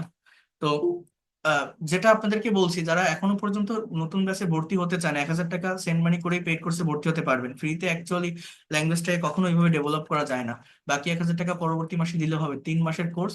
যারা মনে করেন যে এই লোকটা পড়াতে পারে, বোঝাতে পারে, টেকনিক বলো, হয়তো এখান থেকে আমি ইংলিশ ল্যাঙ্গুয়েজটাকে প্রফেশনালি ডেভেলপ করতে পারবো, তারা দ্রুত আগামীকাল বা আগামী পরশু দিন, মানে মানে পরশু দিনই আমি অফ করে দিব, আগামী পরশু দিনের ভিতরেই ভর্তি হওয়ার চেষ্টা করবেন। পেইড কোর্সের যে নতুন ব্যাচ 10 তারিখ থেকেই শুরু হবে, আজকে 7 তারিখ। তো দ্রুত ভর্তি হওয়ার চেষ্টা করবেন, তাহলে একদম প্রথম থেকে ধারাবাহিকভাবে আপনারা করতে পারবেন। অনেকে মানে পেইড কোর্স শুরু করার 4 দিন 5 দিন পরে গিয়ে বলে আমি এখন আপনার কোর্সটা করতে চাই। তো এটা শুরু থেকে করতে পারলে ধারাবাহিকতাটা মেনটেন করা যায়, অনেক ভালোভাবে করা যায়। বাট মাঝখান থেকে যারা আসবেন তারা ভালোভাবে কিন্তু শিখতে পারবেন না, বুঝতে পারবেন না, কারণ প্রতিটা ব্যাচে এটা হয়, আমি দেখছি। মানে ফ্রি ক্লাস করে যাওয়ার পরে 5 দিন 7 দিন পর তারা ভর্তি হয়। বাট এটা করবেন না, যারা ভর্তি হয়েছেন অলরেডি তারা তো প্রথম থেকেই করতে পারবেন, কোনো সমস্যা নেই। যারা দ্রুত ভর্তি হতে চান পেইড কোর্সে হয়ে যাবেন। আর এই ফ্রি ক্লাস আগামীকালও আছে, পরশুদিনও আছে, এগুলো করতে থাকেন, এখান থেকে অনেক কিছু শিখতে পারবেন আপনারা। বাট 10 তারিখের পর থেকে রেগুলার ওয়েটার এই ফ্রি ক্লাস হবে না, আমি এটা বলে রাখলাম আপনাদের। বাট এই যে ক্লাসগুলো নিয়ে যাচ্ছি, আমার এই ফ্রি ক্লাসগুলোর সঙ্গে যদি আপনারা হয়তো এখানে যারা আছেন অনেকে এর আগের ক্লাসগুলো করেননি, ইউটিউবে সেটা পেয়ে যাবেন। ইভেন আমার হোয়াটসঅ্যাপে আমি লিঙ্ক দিয়ে দিই, সেগুলো আপনারা দেখবেন, দেখলে বুঝতে পারবেন। এখানে অনেকেই আছেন যারা অলরেডি বিভিন্ন জায়গায় একটা না একটা পেইড কোর্স করেন, পেইড কোর্সের সঙ্গে ইনভলভ আছেন। সেটা থাকা সত্ত্বেও আপনি আপনার সেই পেইড কোর্সের সাথে আমার এই ফ্রি ক্লাসগুলো কম্পেয়ার করে দেখবেন। যদি তার থেকে বেটার কিছু না পান আপনি তখন আমাকে বলবেন। কারণ আমি আমার জায়গাটা থেকে আমি সর্বোচ্চটা দেওয়ার চেষ্টা করি, বোঝানোর চেষ্টা করি। যারা প্রথম দিন থেকে আমার কাছে আসেন বা ক্লাস করছেন তারা জানেন আমি কিভাবে পড়াই। আচ্ছা, যাই হোক, এখানে একটা বাক্য আছে দেখেন, ইসলামী ব্যাংক বাংলাদেশ লিমিটেড এর বার্ষিক সম্মেলন 2019 আজ বিকাল 3টায় বঙ্গবন্ধু সম্মেলন কেন্দ্রে অনুষ্ঠিত হবে। এই সেন্টেন্সটা আমার ইংলিশে কি হবে? এখানে যে ভার্বটা আছে, প্রতিটা বাংলা সেন্টেন্সে কোথায় ভার্ব থাকে বললাম? লাস্টে, শেষে ভার্বটা। এই ভার্বটাকে আমার কোশ্চেন করতে হবে কি বা কাকে দ্বারা, তা কি অনুষ্ঠিত হবে, কাকে, কাকে দিয়ে হচ্ছে না, এখানে কি। তাহলে আমার এটা কোন টেন্স আগে আগে আছে, আছে আগে আপনার টেন্সটাকে আইডেন্টিফাই করেন তো, বলেন তো এটা কোন tense? Anyone can say that? Future indefinite. Good, thank you. এবার কি অনুষ্ঠিত হবে? বার্ষিক সম্মেলন। তাহলে একসঙ্গে, মানে আমাকে ফ্রেজ হিসেবে ধরতে হবে, এটা নাউন ফ্রেজ, এটা একটা ফ্রেজাল ওয়ার্ড। অর্থাৎ আপনি এই সেন্টেন্সটাকে এইভাবে বলতে পারেন, the annual conference, ANNUAL, annual conference of, মানে এর অফ কেন, এই যে এর এর লেখা আছে না বাংলা একটা, এই জন্য এই অফ প্রিপোজিশন বসাতে হবে। So the annual conference of Islami bank, Islami bank Bangladesh limited, LTD, the annual conference of Islami bank Bangladesh limited. এবার কি, 2019, এটা আমি এখানে বসিয়ে দিই, তাহলে আর ঝামেলা থাকবে না। এইবার আমি ভার্বটাকে বসাবো, ভার্ব কি অনুষ্ঠিত হবে, তাহলে উইল বি প্লাস ভিটি, যেহেতু future indefinite tense, will be held, hold, hold এর পাস্ট পার্টিসিপল হেল্ড, অনুষ্ঠিত হওয়া। The annual conference of Islami bank Bangladesh limited will be held. এইবার দেখেন আমি কি করব, আমি লাস্টের থেকে ফার্স্টের দিকে যাব। সাবজেক্ট আর ভার্ব বসানোর পর এটা মনে রাখবেন, বাংলা বাক্যের লাস্টের থেকে ফার্স্টের দিকে যাবেন যখন আপনি ইংলিশে ট্রান্সলেট করবেন। আমার এইখানে বঙ্গবন্ধু সম্মেলন কেন্দ্রে, এটা কি, এটা হচ্ছে একটা অ্যাডভার্ব, অ্যাডভার্ব অফ প্লেস। এটার আগে, প্লেসের আগে আমাকে প্রেপোজিশন ইউজ করতে হয়। তুলনামূলক বড় জায়গা হলে ইন বসাতে হয়, ছোট জায়গা হলে অ্যাড বসাতে হয়। So the annual conference of Islami bank Bangladesh limited, এখানে আমার ভার্বটা হচ্ছে will be, will be, sorry, will be তো আমি লিখলাম, at Bangabandhu, Bangabandhu conference centre. আমার মানে সাবজেক্ট আর ভার্ব বসানোর পর আমি কি বসাবো, বাকি যে অংশটুকু আছে সেটা কিভাবে বসাবো, লাস্টের দিক থেকে। তো প্লেস, এটা জাস্ট একটা জায়গা, এই জায়গার আগে আমাকে অ্যাড প্রেপোজিশন ইউজ করতে হবে। এই প্রেপোজিশনের উপর ডিটেলস ক্লাস আছে 7 ফ্রি লাইভ ক্লাসে। আজকে তো 5th ক্লাস নিচ্ছে আমি, আগামী পরশু দিনের যে ক্লাসটা ওইটা করবেন, যাদের প্রেপোজিশন নিয়ে সমস্যা আছে সলভ হয়ে যাবে। তো the annual conference of Islami bank Bangladesh limited 2019 will be held at Bangabandhu conference centre. এবার আছে আজ বিকাল 3টায়। দেখেন এরকম যদি অনেকগুলো টাইম থাকে, ছোট টাইমটাকে আগে বসাবেন। এখানে কিন্তু 3টা টাইম দেওয়া, একটা হচ্ছে 3টায়, একটা হচ্ছে বিকাল, একটা হচ্ছে আজ। তাহলে এর ভিতর সব থেকে ছোট কি, 3টা। সার্টেন টাইমের আগে অ্যাট প্রিপোজিশন বসে, অ্যাট 3 PM। এবার বিকাল বেলায়, তাহলে আপনি এখানে বলতে পারেন ইন দা আফটারনুন, এরপরে আজ, টুডে। তাহলে কিভাবে আমি সময়টাকে বসালাম, আগে 3টা বসালাম, তারপর বিকাল বেলা, তারপর আজকে, অর্থাৎ ছোট থেকে বড় সময়ের দিকে আমাকে যেতে হয়। তাহলে টোটাল সেন্টেন্সটা আমার কি দাঁড়ালো বোঝেন, দেখেন এই ধরনের সেন্টেন্স গুলো দেখলে গায়ে জ্বর চলে আসে। আমরা ভাবি কিভাবে করব, যারা BCS, bank job, admission test, বিভিন্ন কম্পিটিটিভ এক্সাম, বিভিন্ন কর্পোরেট অফিসে জব করেন, এই সেন্টেন্স গুলো আমাদের প্র্যাকটিক্যালি ফেস করতে হয়, করতে হবে। বাট আমরা এই জায়গাটাতে আসি না, আমরা সবাই প্যাসিভ শিখি, বাট প্যাসিভের এই গুরুত্বটা, প্র্যাকটিক্যাল জায়গার গুরুত্বটা আমরা দেই না। টোটাল বাংলা ইংলিশ সেন্টেন্সটা আমার কি হচ্ছে? The annual conference of Islami bank Bangladesh limited 2019 will be held at Bangabandhu Conference Center at 3 p.m. in the afternoon today. At 3 p.m. in the afternoon today. So এইভাবে এই সেন্টেন্স গুলোকে আপনারা ট্রান্সলেট করার চেষ্টা করবেন। আমি আপনাদের কিছু বাক্য দিয়ে দিচ্ছি, পারলে নিজেরাই, আমি তো দেখালাম এতক্ষণ ধরে সবকিছু, পারলে নিজেরা একটু এই বাক্যগুলো করার চেষ্টা করবেন। তো দেখেন তো আপনারা পারেন কিনা করতে। এইখানে দেখেন এই যে বাক্যগুলো আছে, একটি স্ক্রিনশট দিয়ে নেন যে ওই স্যার পড়াইছে করাইছে, দেখি আমি এখন পারি কিনা, চেষ্টা করবেন। মনে রাখেন, যদি প্যাসিভ সম্পর্কে ভালো কনসেপ্ট আপনি প্যাসিভ করতে পারেন, অর্জন করতে পারেন, প্যাসিভের উপর ভালো ধারণা বা নলেজ যদি আপনার থাকে, খুব সহজে ইংলিশে আপনি এক্সপার্ট এবং ফ্লুয়েন্ট হতে পারবেন। বাট এই প্যাসিভের জায়গাটা আমি আবারও বলছি, যদি আপনি ভালোভাবে না জানেন, ইংলিশে কখনো এক্সপার্ট হতে পারবেন না। আশপাশ দিয়ে যত রুলস শেখেন, যত স্ট্রাকচার শেখেন, এই সিচুয়েশনে এই ইংলিশ বলতে হয়, এটা প্লাস এটা এরকম হয়, এভাবে কখনো ইংরেজি শেখা যায় না। ইংরেজি শিখতে গেলে এই ল্যাঙ্গুয়েজের যে প্র্যাকটিক্যাল জায়গা, প্র্যাকটিক্যাল দিক, সেটা নিয়েই ভাবতে হবে আমাদের। যেমন এখান থেকে আমি একটা সেন্টেন্স দেখাই দিই। দেখেন, বলছে আধুনিক বিশ্বের প্রায় সকল কর্মকাণ্ডে তথ্য প্রযুক্তির ব্যবহার হয়। এর ইংলিশটা কেমন জানেন? দেখেন, কিসের ব্যবহার হয়? হোয়াট? তথ্য প্রযুক্তি। আমার সাবজেক্টটা হচ্ছে এটা, যে ইনফরমেশন টেকনোলজি, টেকনোলজি। এবার ভার্বটা হচ্ছে ব্যবহার হয়। তাহলে ব্যবহার হয়টা কি? এটা কোন টেন্সে আছে? আগে ভার্ব বাংলায় লাস্টে থাকে, ইংলিশে সাবজেক্টের পর নিতে হবে। এটা কোন টেন্স? এটা present indefinite tense. As usual কোন একটা কাজ হয়, রেগুলার হইতে হয়। তাহলে ইনফরমেশন টেকনোলজি ইজ ইউজ, অর্থাৎ তথ্য প্রযুক্তি ব্যবহার হয়। এইবার সাবজেক্ট আর ভার্ব বসানোর পর আমি কি বলছি, যে বাংলা বাক্যের লাস্টের থেকে ফার্স্টের দিকে আসবেন যখন আপনি ইংলিশে ট্রান্সলেট করবেন। তাহলে এইবার এই তথ্য প্রযুক্তির ব্যবহার হয়, এই জায়গাটুকু আমার শেষ। এবার বাকি আছে এইটুকু। তাহলে প্রায় সকল কর্মকাণ্ডে, এই তিনটা ওয়ার্ডকে আমি একসঙ্গে লিখবো ফ্রেজাল ওয়ার্ড হিসেবে। এটাকে কিভাবে লেখা যায় জানেন? In almost all activities. In almost all activities, প্রায় সকল কর্মকাণ্ডে। এইবার কোন জায়গার? আধুনিক বিশ্বের। এই যে র আছে না, এর জন্য অফ প্রেপোজিশন ইউজ করতে হবে, অফ মডার্ন ওয়ার্ল্ড। তাহলে টোটাল সেন্টেন্সটা কি দাঁড়ালো? যে information technology is used in almost all activities of modern world. অর্থাৎ আধুনিক বিশ্বের প্রায় সকল কর্মকাণ্ডে তথ্য প্রযুক্তির ব্যবহার হয়। সো এইভাবে এই সেন্টেন্স গুলোকে আপনারা নিজেরা, এখানে বাকি যেগুলো আছে, পারলে একটু ট্রান্সলেট করার চেষ্টা করবেন। আমি একটু মুখে বলি, যেমন দেখেন এখানে আছে, তথ্য প্রযুক্তির ব্যবহারের মাধ্যমে জটিল কাজকে সহজভাবে সম্পাদন করা যায়। এটার ইংলিশ কি জানেন? কি সম্পাদন করা যায়? জটিল কাজ। Complicated বা complex tasks are performed by using information technology. যে ব্যক্তি তথ্য প্রযুক্তিতে দক্ষ, তাকে বিশেষভাবে মূল্যায়ন করা হয়। The person who is skilled in information technology, who is expert in information technology, evaluated specially. মূল্যায়ন করা ইংরেজি কি? ইভালুয়েট করা। সর্বক্ষেত্রে তথ্য প্রযুক্তির ব্যবহার বাড়াতে বিভিন্ন পদক্ষেপ নেওয়া হচ্ছে। তাহলে কোন টেন্স? Present continuous tense. এবার কি নেওয়া হচ্ছে? পদক্ষেপ। তাহলে সাবজেক্টটা কি? Various steps are being taken. দেখেন আমার কথাগুলো বুঝতে পারেন কিনা? Various steps are being taken, R being taken to increase the use of information technology in all sector.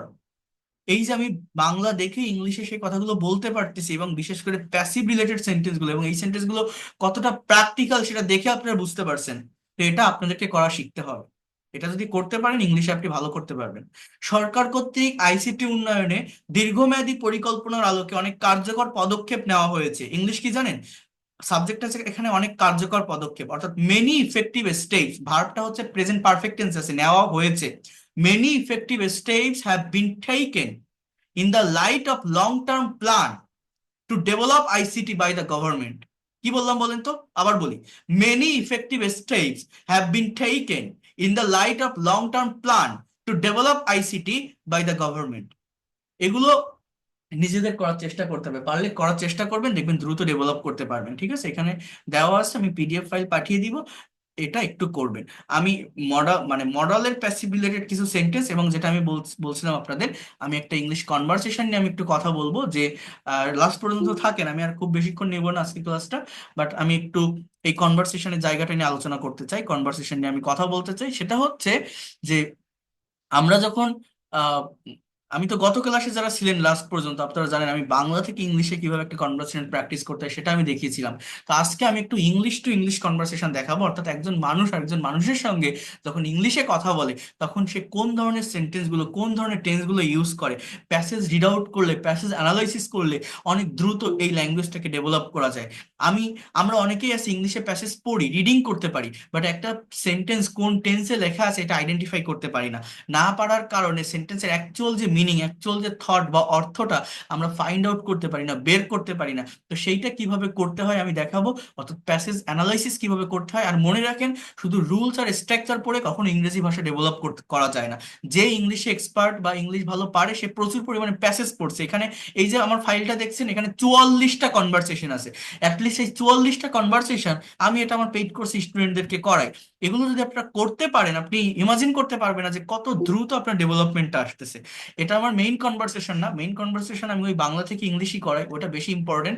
But এটা করলে কি হয়, বোঝা যায় যে একজন মানুষ যখন একজনের সঙ্গে কথা বলে, কমিউনিকেশন করে, তার কথার ভিতরে কোন ধরনের টেন্স গুলো কোন ধরনের টাইম গুলো বেশি ব্যবহৃত হয়। এটা বুঝে নিতে পারলে আপনি যখন কোনো ফরেনারের সাথে কথা বলবেন, আপনি যখন একজনের সঙ্গে একটা কমিউনিকেশন বা কনভারসেশন প্রেজেন্ট করবেন, সেখানে কোন স্ট্রাকচার গুলো বেশি ইউজ করবেন, এটা দ্রুত আপনি ব্রেনের ভিতর নিয়ে আসতে পারবেন। আর দ্রুত ব্রেনের ভিতর নিয়ে আসলে কি হবে, ল্যাঙ্গুয়েজটা ভালোভাবে শিখতে পারবেন। এটা হচ্ছে মেইন কথা। আর তার আগে আমি একটু বলে রাখি, কারণ এটা বারবার অনেকে ইনবক্সে নোটিশ জানতে চায়, যারা পেইড কোর্সে ভর্তি হতে চান আগামীকালকের ভিতরেই ভর্তি হওয়ার চেষ্টা করবেন। আমি জানি না আগামীকালকের পরে আর আমি ভর্তির ইয়েটা চালু রাখতে পারবো কিনা, কারণ নতুন ব্যাচে আপনাদের ভিতর থেকে প্রচুর স্টুডেন্ট ভর্তি হচ্ছেন, অনেকেই জয়েন করেছেন।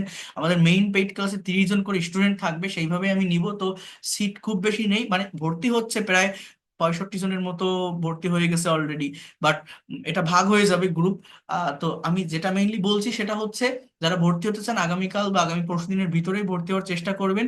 এবং এই কোর্সটা যে কোনো বয়সের যে কেউ করতে পারবেন। যারা আইএলটিএস এর প্রিপারেশন নিচ্ছেন, যারা হাউস ওয়াইফ আছেন, টিচার, অফিসার, জব হোল্ডার, যারা ফ্রিল্যান্সার, যারা ইমিগ্রেন্ট, প্রবাসী আছেন, যে কেউ করতে পারবেন। সেভাবেই কোর্সটাকে ডিজাইন করা। আমি বারবার বলছি আপনাদের, আমি গ্রামার শিখাই, স্পোকেন রুলস শিখাই, আমি যাই শিখাই না কেন সেগুলোর প্র্যাকটিক্যাল ব্যবহার, প্র্যাকটিক্যাল স্পিকিং এ, প্র্যাকটিক্যাল রাইডিং এ কিভাবে অ্যাপ্লাই করতে হয়, এগুলো কিন্তু আমি শিখিয়ে দিই এবং এটা আপনারা করতে পারবেন। আমি আমার ফুল রেসপন্সিবিলিটি নিয়ে এই জায়গাটাতে পড়াবো। এবং আমি এতটুকু বলতে পারি, যদি রেগুলারিটি মেনটেন করে আপনি ক্লাস করেন, within very short time you will be expert and fluent in English. Paid কোর্সের বেনিফিট হচ্ছে টু ওয়ে কমিউনিকেশন। আপনি কথা বলবেন, আপনি আমাকে টাস্ক সাবমিট করবেন, আমি আপনাকে ধরে ধরে স্পিকিং শেখাবো, ল্যাঙ্গুয়েজ ক্লাব পাবেন, সেখানে অন্যান্য স্টুডেন্টদের প্রেজেন্টেশন শুনবেন, নিজে প্রেজেন্টেশন দিবেন। যদি আপনি কথা বলতে না পারেন, কাজ করতে না পারেন, আপনার ব্রেন দিয়ে আইডিয়া জেনারেট করতে না পারেন, এই ফ্রি ক্লাস করে একটা টিচার ক্লাস নিচ্ছে এরকম হাজারটা ক্লাস দেখে কোনো লাভ হয় না। এটা সায়েন্স না, এটা ম্যাথ না যে উনি পড়াচ্ছে আমি দেখতেছি দেখে শিখতেছি। শিখলেই শিখে রেখে দিতে হবে, কোনো কাজ হবে না। যদি না আপনার মুখ থেকে আপনি কথা বের করেন, আপনাকে এটা বুঝতে হবে আপনি একটা ভাষা শিখছেন, ল্যাঙ্গুয়েজ শিখছেন। ভাষা শেখার জন্য আপনাকেই কথা বলতে হবে, আপনাকেই কাজ করতে হবে, আপনার মুখ দিয়ে কথা বের করতেই হবে। না হলে কখনোই ডেভেলপ করতে পারবে না। এবং সেইটা আমি আমার এই পেইড কোর্সে করিয়ে থাকি। যারা গোছানো পদ্ধতিতে ধারাবাহিকভাবে মেন্টরের অধীনে থেকে ডেভেলপ করতে চান, দ্রুত ল্যাঙ্গুয়েজে এক্সপার্ট এবং ফ্লুয়েন্ট হতে চান, তারা এই কোর্সটা করতে পারেন। যে কোনো বয়সের যে কেউ করতে পারবেন। আমি সেইভাবেই সম্পূর্ণ ভাষাটা শেখাবো এবং আপনার স্ব স্ব সেক্টরে কাজে লাগাতে পারবেন। এইভাবে গুগল মিটের মাধ্যমে ক্লাসগুলো হবে, 3 মাসের কোর্স। 3 মাসের ভিতরে যদি কাভার করতে না পারেন, আপনার যতটা সময় লাগে আপনি সেটা নিতে পারবেন। টোটাল কোর্স ফি 2000 টাকা, বাড়তি কোনো টাকা পয়সা দিতে হবে না। এই 2000 টাকার ভিতরেই আপনি যত দিন না পর্যন্ত এক্সপার্ট এবং ফ্লুয়েন্ট হবেন আপনি থাকতে পারবেন। বাট যদি রেগুলারিটি মেনটেন করে করেন, 1.5 মাস বা 2 মাসের ভিতরে আপনি এক্সপার্ট হয়ে বের হতে পারবেন। আমি সেইভাবেই শিখাবো।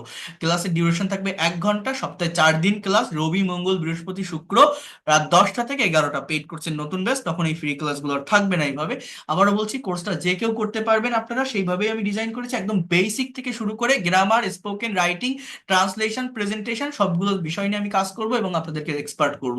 Student, house wife, teacher, officer, job holder, freelancer, immigrant, যে কেউ করতে পারবে। প্রত্যেকটা মেইন ব্যাচ, মেইন স্পোকেন 30 জন করে স্টুডেন্ট থাকবে। এছাড়া প্রতিটা স্টুডেন্টের আমি 1-to-1 সেশন নিয়ে থাকি, স্পিকিং টেস্ট নিয়ে থাকি, কে কতটুকু ডেভেলপ করলো। প্রতিটা ব্যাচ এই সন্ধ্যা বা রাতে হয়, যাতে করে স্টুডেন্ট, চাকরিজীবী বা অন্য পেশার মানুষেরা সময় বের করে করতে পারে। কারণ আমার এই ক্লাসগুলো কিন্তু মূলত বিজি লাইফের মানুষের জন্য, যারা দিনের বেলায় ব্যস্ত থাকে, বিভিন্ন জবের ভিতরে ইনভলভ থাকে, তাদের জন্যই। এরপর আমি কি বলছি, এই ক্লাসগুলো আমি ওয়ার্ড বা পাওয়ার পয়েন্ট স্লাইডের মাধ্যমে নিব এবং আপনারা যারা পেইড ফ্রি ক্লাস করছেন, আপনারা জানেন ক্লাসের রেকর্ড ফাইল দিচ্ছি। এই পেইড কোর্সেও প্রত্যেকটা প্রিমিয়াম ক্লাসের রেকর্ড পিডিএফ ফাইল আপনারা পাবেন। এবং কোর্সটা একদম বেসিক থেকে শুরু করে অ্যাডভান্স লেভেলের প্রত্যেকটা বিষয় পড়াবো। একজন স্টুডেন্ট শুধু স্পোকেন নয়, সম্পূর্ণ ভাষাটা যাতে নিজের আয়ত্তে আনতে পারে সেইভাবেই আমি শেখাবো। এবং টোটাল কোর্স হচ্ছে, মানে কোর্সে টোটাল 70টা ক্লাস আছে, এটা হিউজ ক্লাস, আপনি নিজেও ইমাজিন করতে পারবেন না। প্রথম 10টা ক্লাস থাকবে বেসিক গ্রামারের উপর, যাতে করে আপনার ইংরেজির ভিত্তিটা মজবুত হয়, আপনার ক্রিয়েটিভ পাওয়ারটা যাতে করে ইনক্রিজ হয়, ইনস্ট্যান্টলি আপনি একটা প্রেজেন্টেশন দিতে পারেন। মনে করেন আমি যদি শুধু স্পোকেন শেখাই, আমি যদি আপনাকে বলি যে এইটা প্লাস এইটা প্লাস এইটা এরকম স্ট্রাকচার হয়, এই যে হাজারো সেন্টেন্স তৈরি করতে পারবেন, যেমন এইখানে I will be able to, মানে আমি পারবো, তাহলে আমি করতে পারবো, I will be able to do, আমি আসতে পারবো, I will be able to come. এরকম বাকিগুলো আপনারা করেন। অনেকে এই ধরনের সেন্টেন্স দিলে বা প্র্যাকটিস করালে ভাবে কি যে কত সুন্দর স্পোকেন ইংলিশ শিখতেছি, হ্যাঁ একটা দিচ্ছি আমি বাকিগুলো করতেছি, কমেন্টে পাঠাচ্ছি, খুব এনজয় করে। বাট দেখেন এইরকম ছোট ছোট রুলস আর স্ট্রাকচার পড়লে একটা নির্দিষ্ট সার্কেলের ভিতরে আপনি সীমাবদ্ধ থাকবেন, আটকে থাকবেন। যখনই নতুন করে নিজের মতো করে কিছু করতে যাবেন, কনফিউশন ফেস করবেন, এরকম একটা সেন্টেন্স বলতেছি, ঠিক হচ্ছে না ভুল হচ্ছে, বাট বেসিক গ্রামার যেটা, কম্পালসারি গ্রামার যেটা, সেটা যদি একটু জানা থাকে তাহলে আপনার ক্রিয়েটিভ পাওয়ারটা বাড়বে। Instantly you will be able to face any kinds of presentation or viva in front of your teacher, as well as you will be able to write any kinds of paragraph, CV, report, dialogue without confusion, or undoubtedly you will be able to do it. So এই জন্য কিছু grammar আমি নিয়ে থাকি, এবং series by series ধারাবাহিকভাবে প্রত্যেকটা class হবে। এরপর 30টা ক্লাস থাকবে স্পোকেন ইংলিশের উপর, অর্থাৎ ইংলিশে কথা বলার জন্য যা কিছু লাগে, এই যে tense, modal, semi modal, passive voice, সবকিছু এখান থেকে আমি কভার করব, যাতে করে যে কোনো কিছু বাংলায় ভাবলেই আপনি ইংলিশে সেটাকে কনভার্ট করতে পারেন, ট্রান্সফর্ম করতে পারেন। এরপর ধারাবাহিকভাবে এই স্পোকেন গুলো শেষ করার পর 40 থেকে 50 নম্বর ক্লাসগুলো হবে ফ্রি হ্যান্ড রাইটিং এবং অ্যাডভান্স লেভেলের গ্রামারের উপর, যেটা থেকে এই ল্যাঙ্গুয়েজটাকে আরো এক ধাপ ডেভেলপ করতে পারবেন। যারা বিসিএস, ব্যাংক জব, অ্যাডমিশন টেস্টের প্রিপারেশন নিচ্ছেন, যাদের রাইটিংটা দরকার, ইমেল রাইটিং, যারা ব্লগ রাইটিং নিয়ে কাজ করেন, তারা এই জায়গা থেকে এক্সপার্ট হতে পারবেন। এই যে আজকে যে ক্লাসটা দেখালাম, এই যে লাস্টে যে সেন্টেন্স ট্রান্সলেশন, এইটা কিন্তু আমার ওই 10টা পেইড কোর্সের 10টা প্রিমিয়াম মানে রাইটিং ক্লাসের একটা ক্লাস, যেটা আপনাকে দেখালাম। তাহলে আপনি এবার ইমাজিন করে দেখেন 10টা ক্লাস করলে আপনি কতটুকু ডেভেলপমেন্ট পাবেন এবং ইংলিশে রাইটিং এ কতটা এক্সপার্ট হতে পারবেন, নিজেকে নিজে প্রশ্ন করে দেখেন। তো এই ক্লাসগুলো আমি নিব। এরপর আমার এই 50টা মেইন কোর্স বা মেইন কন্টেন্টের ক্লাস, 50টা ক্লাস। এরপর আপনার আনলিমিটেড, আমি 70টা বলছি, বাট এখানে আপনি যত দিন না পর্যন্ত ফ্লুয়েন্ট এবং এক্সপার্ট হবেন আপনি থাকতে পারবেন। এটা আপনার ওরাল ডেভেলপমেন্টের জন্য, মুখের ফ্লুয়েন্সি নিয়ে আসার জন্য। একটা টিচার পড়ালো, স্টুডেন্ট শিখলো, শিখলেই সব শেষ হয়ে যায় না। স্টুডেন্টকে কাজ করতে হবে, আপনাকে কথা বলতে হবে, আপনার মুখ দিয়ে কথা বের করবো আমি। তার জন্য এই বাকি ক্লাসগুলো আমি শেখাবো, আমি থাকবো, আমি এখানে বসে থাকবো, আপনাকে দিয়ে কাজ করাবো। প্রতিদিন এই ক্লাসে বসে একটা করে conversation practice, news paper translation এবং প্রেজেন্টেশন ক্লাস থাকবে। সার্টেন টপিকের উপর আপনাকে প্র্যাকটিস করাবো, একটা প্যাসেজ অ্যানালাইসিস করে দিব, কোনটা সাবজেক্ট ভার্ব অবজেক্ট বোঝাই দিব। সার্টেন টপিকের উপর আপনি অ্যান্সার করবেন, সেখানে ভুল টলে ধরাই দিব, কিভাবে স্পিকিং করতে হয় সেটা আমি নেক্সট ক্লাসে দেখাবো। আপনি আগামী ক্লাসে জয়েন করবেন, ক্লাসটা সম্পূর্ণরূপে স্পিকিং এর উপর আমি নিব আগামী ফ্রি ক্লাসে, মানে 6th ফ্রি ক্লাসে, ঠিক আছে? তো এইভাবে যদি আমি করাতে থাকি, আপনি কেন পারবেন না? Within 3 month you'll be expert and fluent in English. এবং ইংরেজি শিখতে গেলে প্র্যাকটিসের বিকল্প নেই, বাট আমি এই ক্লাসটা এইভাবেই সাজিয়েছি, এই প্র্যাকটিস গুলো আপনি ক্লাসে বসেই করতে পারবেন। যারা বিজি লাইফ লিড করেন, আপনার বাসায় আলাদা পরিশ্রম করার কোনো দরকার নেই, যা কিছু হবে সবই ক্লাসেই হবে। আপনি অনলাইনে ক্লাস করছেন, আপনি গাড়িতে থাকেন, বাড়িতে থাকেন বা অফিসে থাকেন, জাস্ট ক্লাস টাইমে 1 ঘন্টা লিঙ্কে ক্লিক করে জয়েন করবেন, আমার কথাগুলো শুনবেন, আমি যে টাস্কগুলো দিব সেগুলো একটু করার চেষ্টা করবেন, বলার চেষ্টা করবেন, দেখবেন খুব দ্রুত আপনি এক্সপার্ট এবং ফ্লুয়েন্ট হয়ে বের হতে পারবেন। ঠিক আছে? একদম ধারাবাহিকভাবে টোটাল কোর্স ফি 2000 টাকা। আবারও বলছি, 1000 টাকা অ্যাডভান্স করেও শুরু করতে পারবেন, যারা পারবেন একবারে দিয়ে দিবেন, ঝামেলা থাকবে না। আর যারা পারবেন না, 1000 টাকা অ্যাডভান্স করে পেইড কোর্সের ক্লাস শুরু করতে পারবেন, বাকি 1000 টাকা পরবর্তী মাসের এরকম টাইমে দিলেও হবে। তো আহ এইখানে আমি আরেকটু বলে রাখি, সেটা হচ্ছে যারা ইন্ডিয়া থেকে আছেন তারা গুগল পে বা ফোন পে করে পেইড কোর্সে ক্লাস করতে পারবেন। এই নাম্বারে বিকাশ, নগদ, রকেট আছে। এবং আহ যারা ইন্ডিয়া থেকে আছেন, আমার এই 2টা নাম্বারে হোয়াটসঅ্যাপ আছে, হোয়াটসঅ্যাপে নক করলে আমি আপনাদেরকে ইনফরমেশন দিয়ে দিব, ফোন পে নাম্বার দিয়ে দিব, আপনারা পেইড কোর্সে যুক্ত হতে পারবেন। আর যার যে কোনো কথা থাকলে, প্রশ্ন থাকলে আমার সঙ্গে সরাসরি কথা বলার জন্য, যোগাযোগ করার জন্য আপনারা এই নাম্বারে ডিরেক্টলি কল করবেন, বা এই নাম্বারে টাকা পাঠিয়ে সেন্ড মানি করে হোয়াটসঅ্যাপে নক দিলে একটা স্ক্রিনশট দিলে আমি আপনাদের পেইড কোর্সে অ্যাড করে নেবো। যারা এতদিন পর্যন্ত ভর্তি হয়েছেন, টেনশন করার কোনো কিছুই নেই।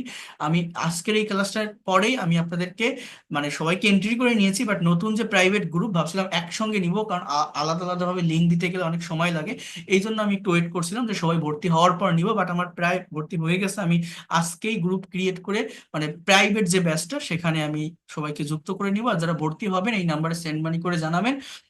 আমি আমার লেখা এই বইটাও আপনাদেরকে প্রোভাইড করব। যারা পেইড কোর্সে আসবেন, এটা আমার পেইড কোর্সে স্টুডেন্টদের জন্যই রাখি, এই বইটা আপনার কাছে রাখবেন এবং রেগুলার ওইতে লাইভ ক্লাসগুলো করবেন। এটা আমার নিজের হাতে লেখা একটা বই, অনেক সুন্দরভাবে লেখা, ডিসক্রাইব করা সবকিছু। আমি যেভাবে লেকচার দিই, যেভাবে বলি, সেভাবেই সবকিছু এখানে ডিসক্রাইব করা আছে। এছাড়া আমার এই যে স্পোকেনের যে আরেকটা ফাইল দেখছেন, 120 স্পোকেন রুলস অ্যান্ড স্ট্রাকচারের, এটাও আপনাদেরকে প্রোভাইড করব। প্রেজেন্টেশন দেওয়ার জন্য যে ফাইলগুলো আছে, আইএলটিএস এর উপর অনেকগুলো সেশন থাকবে।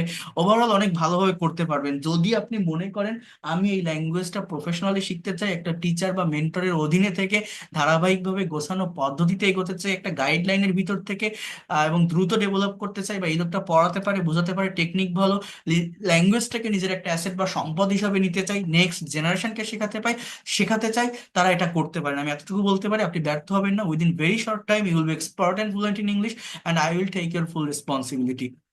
অ্যাজ ওয়েল অ্যাজ আমি আরো একটা কথা আপনাদেরকে বলছি, সেটা হচ্ছে এই কোর্সটা থেকেই এই কোর্সটা থেকেই আপনি সম্পূর্ণ ইংরেজি ভাষাটা ডেভেলপ করতে পারবেন। শুধু স্পোকেন নয়, রাইটিং, ট্রান্সলেশন, স্পিকিং, প্রত্যেকটা জায়গায়, ইভেন গ্রামারের যা কিছু আছে আমি সেভাবেই সব জায়গা সম্পর্কে আমি কথা বলবো, আপনাদেরকে ধারণা দিব, কনসেপ্ট দিব, আপনারা পারবেন। তো যারা কোর্স করতে চান সেন্ড মানি করে জানাবেন, আমি অ্যাড করে নিব আপনাদেরকে। ইভেন প্রতিটা স্টুডেন্টের one to one personal presentation নিয়ে থাকি, স্পিকিং টেস্ট নিয়ে থাকি, এবং যারা ভর্তি হবেন আপনাদেরকে আমি একটা আইডি কার্ড দিব। আপনার একটা আইডেন্টিটি থাকবে যে আপনি আমার ব্যাচের স্টুডেন্ট, এরকম একটা আইডি কার্ড আমি পাঠিয়ে দিব। যেহেতু অনলাইনে ক্লাস করছেন, আপনার নাম্বারটা হারিয়ে যেতে পারে, হোয়াটসঅ্যাপ ডিলিট হতে পারে, ইনকেস যদি কোনো প্রবলেম হয়, এটা যদি আপনি পরবর্তীতে দেখেন, নতুন যে কোনো ব্যাচে অ্যাড করে নিতে পারবো। তো একদম প্রফেশনাল ওয়েতে ফর্মালি আপনারা ক্লাসগুলো করতে পারবেন অনেক ভালোভাবে, এবং অনেক দ্রুত ডেভেলপ করতে পারবেন। যারা আমার ফ্রি ক্লাসগুলো করে আসছেন, এর আগেও যারা দেখেছেন, তারা তো জানেন আমি কিভাবে বোঝাই, কতটা ডিটেলসে বোঝাই, কতটা লং টাইম নিয়ে প্রত্যেকটা ক্লাস আমি কন্ডাক্ট করে থাকি আপনাদের সঙ্গে। তো এর ব্যত্যয় ঘটবে না এখানে, এভাবেই আপনারা আহ কি বলবো দ্রুত ডেভেলপ করতে পারবেন, এতটুকু আমি আপনাকে অ্যাসিওর করতে পারি। এবং প্রত্যেকটা স্টুডেন্টের আমি কিন্তু এই ওয়ান টু ওয়ান স্পিকিং টেস্টও নিয়ে থাকি। এই স্পিকিং টেস্ট গুলো আপনারা এখানে যারা আছেন তারা দিতে পারবেন বা কথা বলতে পারবেন, ঠিক আছে? সো এটা হচ্ছে মেইন কথা। আর পার্সোনালি আর কি এইটা এইভাবে আপনারা ওয়ান টু ওয়ান সেশন আমি নিয়ে থাকি, যে একটা স্টুডেন্ট কতটুকু ডেভেলপ করলো, কতটুকু পারলো। সো যারা করতে চান তারা জানাবেন, আশা করি দ্রুত আপনি আপনার ডেভেলপমেন্টটা পাবেন, এতটুকু আমি আপনাকে অ্যাসিওর করতে পারি। তো যাই হোক, এখন আমি একটু কনভারসেশনটা দেখাই, সবাই একটু মনোযোগ দেওয়ার চেষ্টা করেন এই জায়গাটার উপর। আর কোনো কথা থাকলে আমি শেষে উত্তর দিচ্ছি। দেখেন, আমি বাংলা কনভারসেশন আবার নেক্সট ক্লাসে না হয় দেখাবো, আজকে একটু ইংলিশ কনভারসেশন নিয়ে কথা বলি। যে ইংলিশে যখন একজনের সঙ্গে আরেকজনের কথোপকথন হয়, সেখানে ঠিক কোন ধরনের স্ট্রাকচার গুলো বেশি ইউজ হয়, বা আমরা ইংলিশে প্যাসেজ পড়ি বাট অ্যাকচুয়াল মিনিং বের করতে পারি না, সেটা কিভাবে সম্ভব হয়। যেমন দেখেন, এখানে বলছি যে mobile phone is on of the wonders of modern science. Bangla অর্থটা কি? মোবাইল ফোন হচ্ছে আধুনিক বিজ্ঞানের একটা বিস্ময়। সাবজেক্টটা কি? Mobile phone. ইজটা হচ্ছে ভার্ব, অর্থাৎ এটা বি ভার্বের একটা সেন্টেন্স। এরপর অন অফ দ্য ওয়ান্ডার্স, অর্থাৎ বিস্ময়, অফ মানে এর, কিসের? আধুনিক বিজ্ঞানের। অর্থাৎ এম ইজার থাকলে আমরা অনেকে মনে করি মনে হয় কন্টিনিউয়াস টেন্স, বাট না, এটা কিন্তু জাস্ট ইজ ছাড়া আর কোনো ভার্ব নেই, এটা প্রেজেন্ট ইনডিফিনিট টেন্সের সেন্টেন্স, বি ভার্বের প্রেজেন্ট ফর্ম, ঠিক আছে? এবার বলছে ইট হ্যাজ অ্যাডেড, অর্থাৎ প্রতিটা সেন্টেন্সের শুরুতে সাবজেক্ট থাকবে, সাবজেক্টের পরে ভার্ব থাকে, ভার্বটা দেখে টেন্স আইডেন্টিফাই করতে হয়। টেন্সটা যদি আইডেন্টিফাই করতে পারেন, সেন্টেন্সের অ্যাকচুয়াল মিনিং বোঝা যায়। ইট হ্যাজ অ্যাডেড অর্থটা কি জানেন? এটা যুক্ত করেছে, has plus V three. Present পারফেক্টের ডেফিনেশন কি? করেছে, গিয়েছে, থেকেছে, দিয়েছে, নিয়েছে, এরকম একটা মিনিং দেয়। সো ইট হ্যাজ অ্যাডেড, এটা যুক্ত করেছে আর new dimension to our way of life and to the communication system, অর্থাৎ একটা নতুন মাত্রা আমাদের জীবনে। ডাইমেনশন মানে কি জানেন? লেভেল বা মাত্রা আমাদের জীবনে, and to the communication system এবং যোগাযোগ ব্যবস্থায়। But it can be misused by someone, এই can be plus misuse, এটা হচ্ছে মডালের প্যাসিভের একটা structure. Now write a dialogue between you and your friend on merits and demerits of using mobile phone. এখন দেখেন, এখানে দুইজনের ভিতরে একটা কথোপকথন হচ্ছে। যেমন, hi Rahel, how are you? I am fine, what about you? বলছে আই এম ফাইন। তো এইখান থেকে আমরা যদি একটু দেখি, ইউ নো বোঝার চেষ্টা করেন যে তুমি জানো, I have bought a new mobile phone yesterday. আমি গতকাল একটা নতুন মোবাইল কিনেছি। Here it is. Nice, very nice. What do you think about mobile phone? বলছে তুমি মোবাইল ফোন সম্পর্কে কি ভাবো, কি মনে করো? বলছে নাও ডেইস, বর্তমান সময়ে mobile phone is a very essential device. Mobile phone খুবই প্রয়োজনীয় একটা মাধ্যম। তাহলে এখানেও ভার্বটা হচ্ছে ইজ, অর্থাৎ বি ভার্বের একটা সেন্টেন্স। এই যে হোয়াট ডু ইউ থিঙ্ক, এটা কিভাবে হলো? প্রেজেন্ট ইনডিফিনিট টেন্সে কোশ্চেন ডু বসে আমাকে কোশ্চেনটা করতে হয়। সাবজেক্ট থার্ড পার্সন হলে ডাজ হয়, সিঙ্গুলার নাম্বার হলে। এবার বলছে it has added a new dimension to our way of life and to the communication system. এটা তো আমি বললাম। তারপর বলছে দেখেন, we can communicate, can plus ভার্বের প্রেজেন্ট ফর্ম বি ওয়ান, অর্থাৎ আমরা যোগাযোগ করতে পারি উইথ দ্য হোল ওয়ার্ল্ড, সারা বিশ্বের সাথে, in the shortest possible time through it, খুব কম সময়ের মধ্যে, থ্রু ইট মানে এটার মাধ্যমে। থ্রু মানে কি? মাধ্যমে। যদি আমাকে এখানে মাধ্যম বলতে আমরা ওভার প্রিপোজিশনের ব্যবহার করতে পারি। ওভার মানেও মাধ্যম। আমাকে যদি কেউ প্রশ্ন করে যে আপনি কিভাবে ক্লাস নেন, আমি বলতে পারি আমি অনলাইনে গুগল মিটের মাধ্যমে ক্লাস নিই। এই কথাটা ইংলিশে কি হয় জানেন? I take class through online over Google Meet. হ্যাঁ, সেরকম। এবার বলছে দেখেন, using a mobile phone, mobile phone ব্যবহারের মাধ্যমে, এটা জাস্ট ফ্রেজের অংশ। উই ক্যান টেক, আমরা নিতে পারি, photograph, video and enjoy music. তাহলে এখানে মডাল ভার্ব বা প্রেজেন্ট ইনডিফিনিট টেন্সের সেন্টেন্স গুলো আছে। এবার বলছে write you word anything else, আর কিছু? বলছে মোর ওভার, এটা হচ্ছে লিঙ্কিং ওয়ার্ড বা ট্রানজিশনাল ওয়ার্ড। মোর ওভার মানে কি? অধিকন্তু বা আরো। দেখেন একটু, messaging and internet system have been included in it, এই জায়গাটা একটু বোঝার চেষ্টা করেন। আমার সাবজেক্টটা কি? Messaging and internet system. ভার্বটা কি? Have been included. অর্থাৎ এই যে হ্যাভ বিন প্লাস ভি3, এটা কিসের স্ট্রাকচার বলেন তো? এটা কিন্তু আমার প্রেজেন্ট পারফেক্ট টেন্সের প্যাসিভের স্ট্রাকচার। হ্যাভ বা হ্যাজ বিন প্লাস ভি3। এই প্যাসিভটা কেন এখানে ব্যবহার হলো? এর মেইন রিজন হচ্ছে সাবজেক্টটা messaging and internet system, subject নিষ্ক্রিয়, ইনঅ্যাক্টিভ। তাহলে এই বাক্যটার বাংলা অর্থটা কেমন দাঁড়ায়? এই ধরনের প্যাসিভ রিলেটেড সেন্টেন্স থাকলে আমরা অ্যাকচুয়াল মিনিং বের করতে পারি না। এটার অর্থ কি দাঁড়ায়? যে মেসেজিং এবং ইন্টারনেট সিস্টেম সংযুক্ত করা হয়েছে। হ্যাভ বিন ইনক্লুডেড মানে কি? সংযুক্ত করা হয়েছে এটাতে। অর্থাৎ সাবজেক্টটা নিষ্ক্রিয়, ইনঅ্যাক্টিভ। কেউ একজন করেছে, মানুষেরা করেছে যারা মোবাইল তৈরি করে, বাট তাদেরকে তো এখানে মেনশন করা নেই। ঠিক আছে, এই জন্য প্যাসিভ। তাহলে দেখছেন প্যাসিভের ভূমিকা কতটা।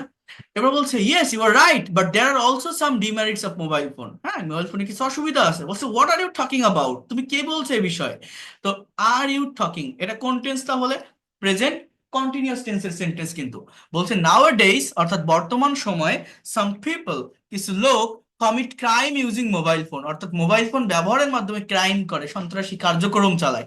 ইট has become an easy way of teasing girl, এটা হয়েছে, হ্যাজ বিকাম, হ্যাজ প্লাস ভি3, একটা সহজ উপায় অফ টিজিং গার্ল, অর্থাৎ মেয়েদেরকে বিরক্ত করার বা উত্ত্যক্ত করার।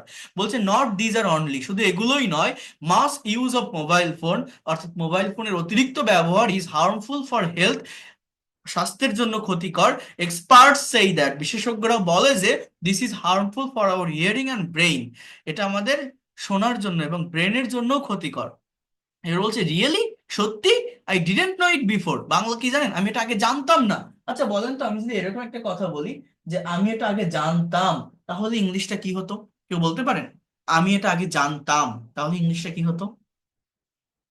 Week before. Week before. Right. আমাকে এটা বুঝতে হবে, আমার পাস্ট ইনডিফিনিট টেন্সে তিনটা, মানে এই যে নো ভার্বের তিনটা ফর্ম আছে, নো, নিউ, নন। ঠিক আছে, তাহলে পাস্ট টেন্সে সাবজেক্টের পর ভি2 বসে অ্যাফার্মেটিভ, অর্থাৎ আমি জানতাম, আই নিউ ইট। কিন্তু আমি যখন নেগেটিভ বা ইন্ট্রোগেটিভ করবো, আমার ডিডের ব্যবহার করতে হয়। ডিড ব্যবহার করলে মেইন ভার্বটা কিন্তু প্রেজেন্ট ফর্মে চলে আসে, অর্থাৎ আই ডিড নট নো, অর্থাৎ I didn't know it before, মানে আমি আগে জানতাম না।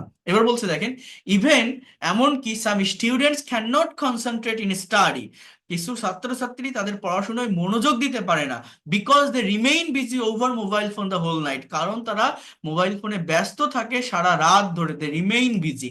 বলছে this point is also correct because the mobile operators provide various facilities at night, কারণ মোবাইল অপারেটরস বিভিন্ন ধরনের ফ্যাসিলিটিস, সুযোগ সুবিধা প্রদান করে রাতে।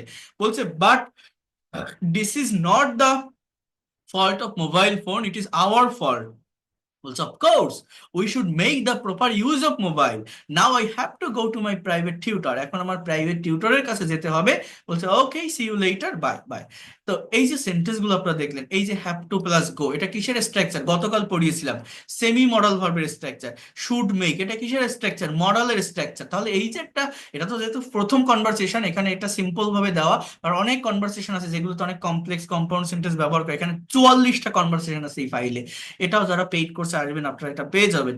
তো দেখেন, যেটা আমি বলছি সেটা হচ্ছে modal, semi modal, present continuous tense দেখলাম, প্রেজেন্ট ইনডিফিনিট টেন্স দেখলাম, পাস্ট ইনডিফিনিট টেন্স দেখলাম, প্রেজেন্ট পারফেক্ট টেন্সের স্ট্রাকচার, ইভেন প্রেজেন্ট পারফেক্টের প্যাসিভের সেন্টেন্সও কিন্তু আমরা এই জায়গাটাতে দেখলাম। অর্থাৎ আমাকে এই বিষয়টা বুঝতে হয়, এটা এটা অ্যানালাইসিস করে এটা সলভ করার মেইন অর্থটা কি, যে একটা সেন্টেন্স রিড আউট করে আমি তার অ্যাকচুয়াল বাংলা মিনিংটা, বাংলা অর্থটা আইডেন্টিফাই করতে পারতেছি কিনা, বুঝতে পারতেছি কিনা। আরেকটা বিষয় হচ্ছে, যখন একজন মানুষ আরেকজনের সঙ্গে কনভারসেশন করে, কমিউনিকেশন করে, সেখানে ঠিক কোন ধরনের স্ট্রাকচার গুলো বেশি ইউজ হয়, এখানে কোন টেন্স গুলো আছে, এই যেটা আমি পড়লাম এটার ভিতরে প্রেজেন্ট ইনডিফিনিট আছে, প্রেজেন্ট পারফেক্ট আছে, প্রেজেন্ট কন্টিনিউয়াস আছে, প্রেজেন্ট পারফেক্টের প্যাসিভ আছে, ইভেন মডাল এবং সেমি মডাল ভার্ব আছে। তো এই বিষয়গুলো যদি আমরা ধরতে পারি, বুঝতে পারি, আপনি যখন আরেকজনের সঙ্গে কনভারসেশন করবেন, কমিউনিকেশন করবেন, সেটা অনেক সহজে করা যায়, অনেক দ্রুত বোঝা যায় যে আমি কোন ধরনের সেন্স, স্ট্রাকচার আমি সেখানে ব্যবহার করব। ঠিক আছে? So that's all for today. ভালো থাকেন সবাই। আর আবারও বলছি, যারা ভর্তি হতে চান আগামীকালকের ভিতরেই ভর্তি হয়ে যাবেন, তাহলে দ্রুত একদম প্রথম দিন শুরু থেকে একটা পেইড কোর্সের ক্লাস করতে পারবেন। 3 মাসের কোর্স, 2,000 টাকা কোর্স ফি, 1,000 টাকা অ্যাডভান্স করে শুরু করতে পারবেন। 10 তারিখ থেকেই একদম নতুন ব্যাচ শুরু হবে পেইড কোর্সের। ঠিক আছে? আর এই নাম্বারে কল করবেন যদি কারো কোনো সমস্যা থাকে, বা হোয়াটসঅ্যাপে নক দিন, আমি সবার সাথে কথা বলবো, কোনো সমস্যা নাই, যোগাযোগ করতে পারবেন। এখন আপনাদের যদি কারো কোনো কোশ্চেন থাকে তো বলতে পারেন। আর আমি একটু রেকর্ডটা অফ করে দেই, আমি এখানে ক্লাসটা, না হলে অনেক বেশি লং হয়ে যাবে, ইউটিউবে আপলোড দিতে সমস্যা হয়। Class record PDF file class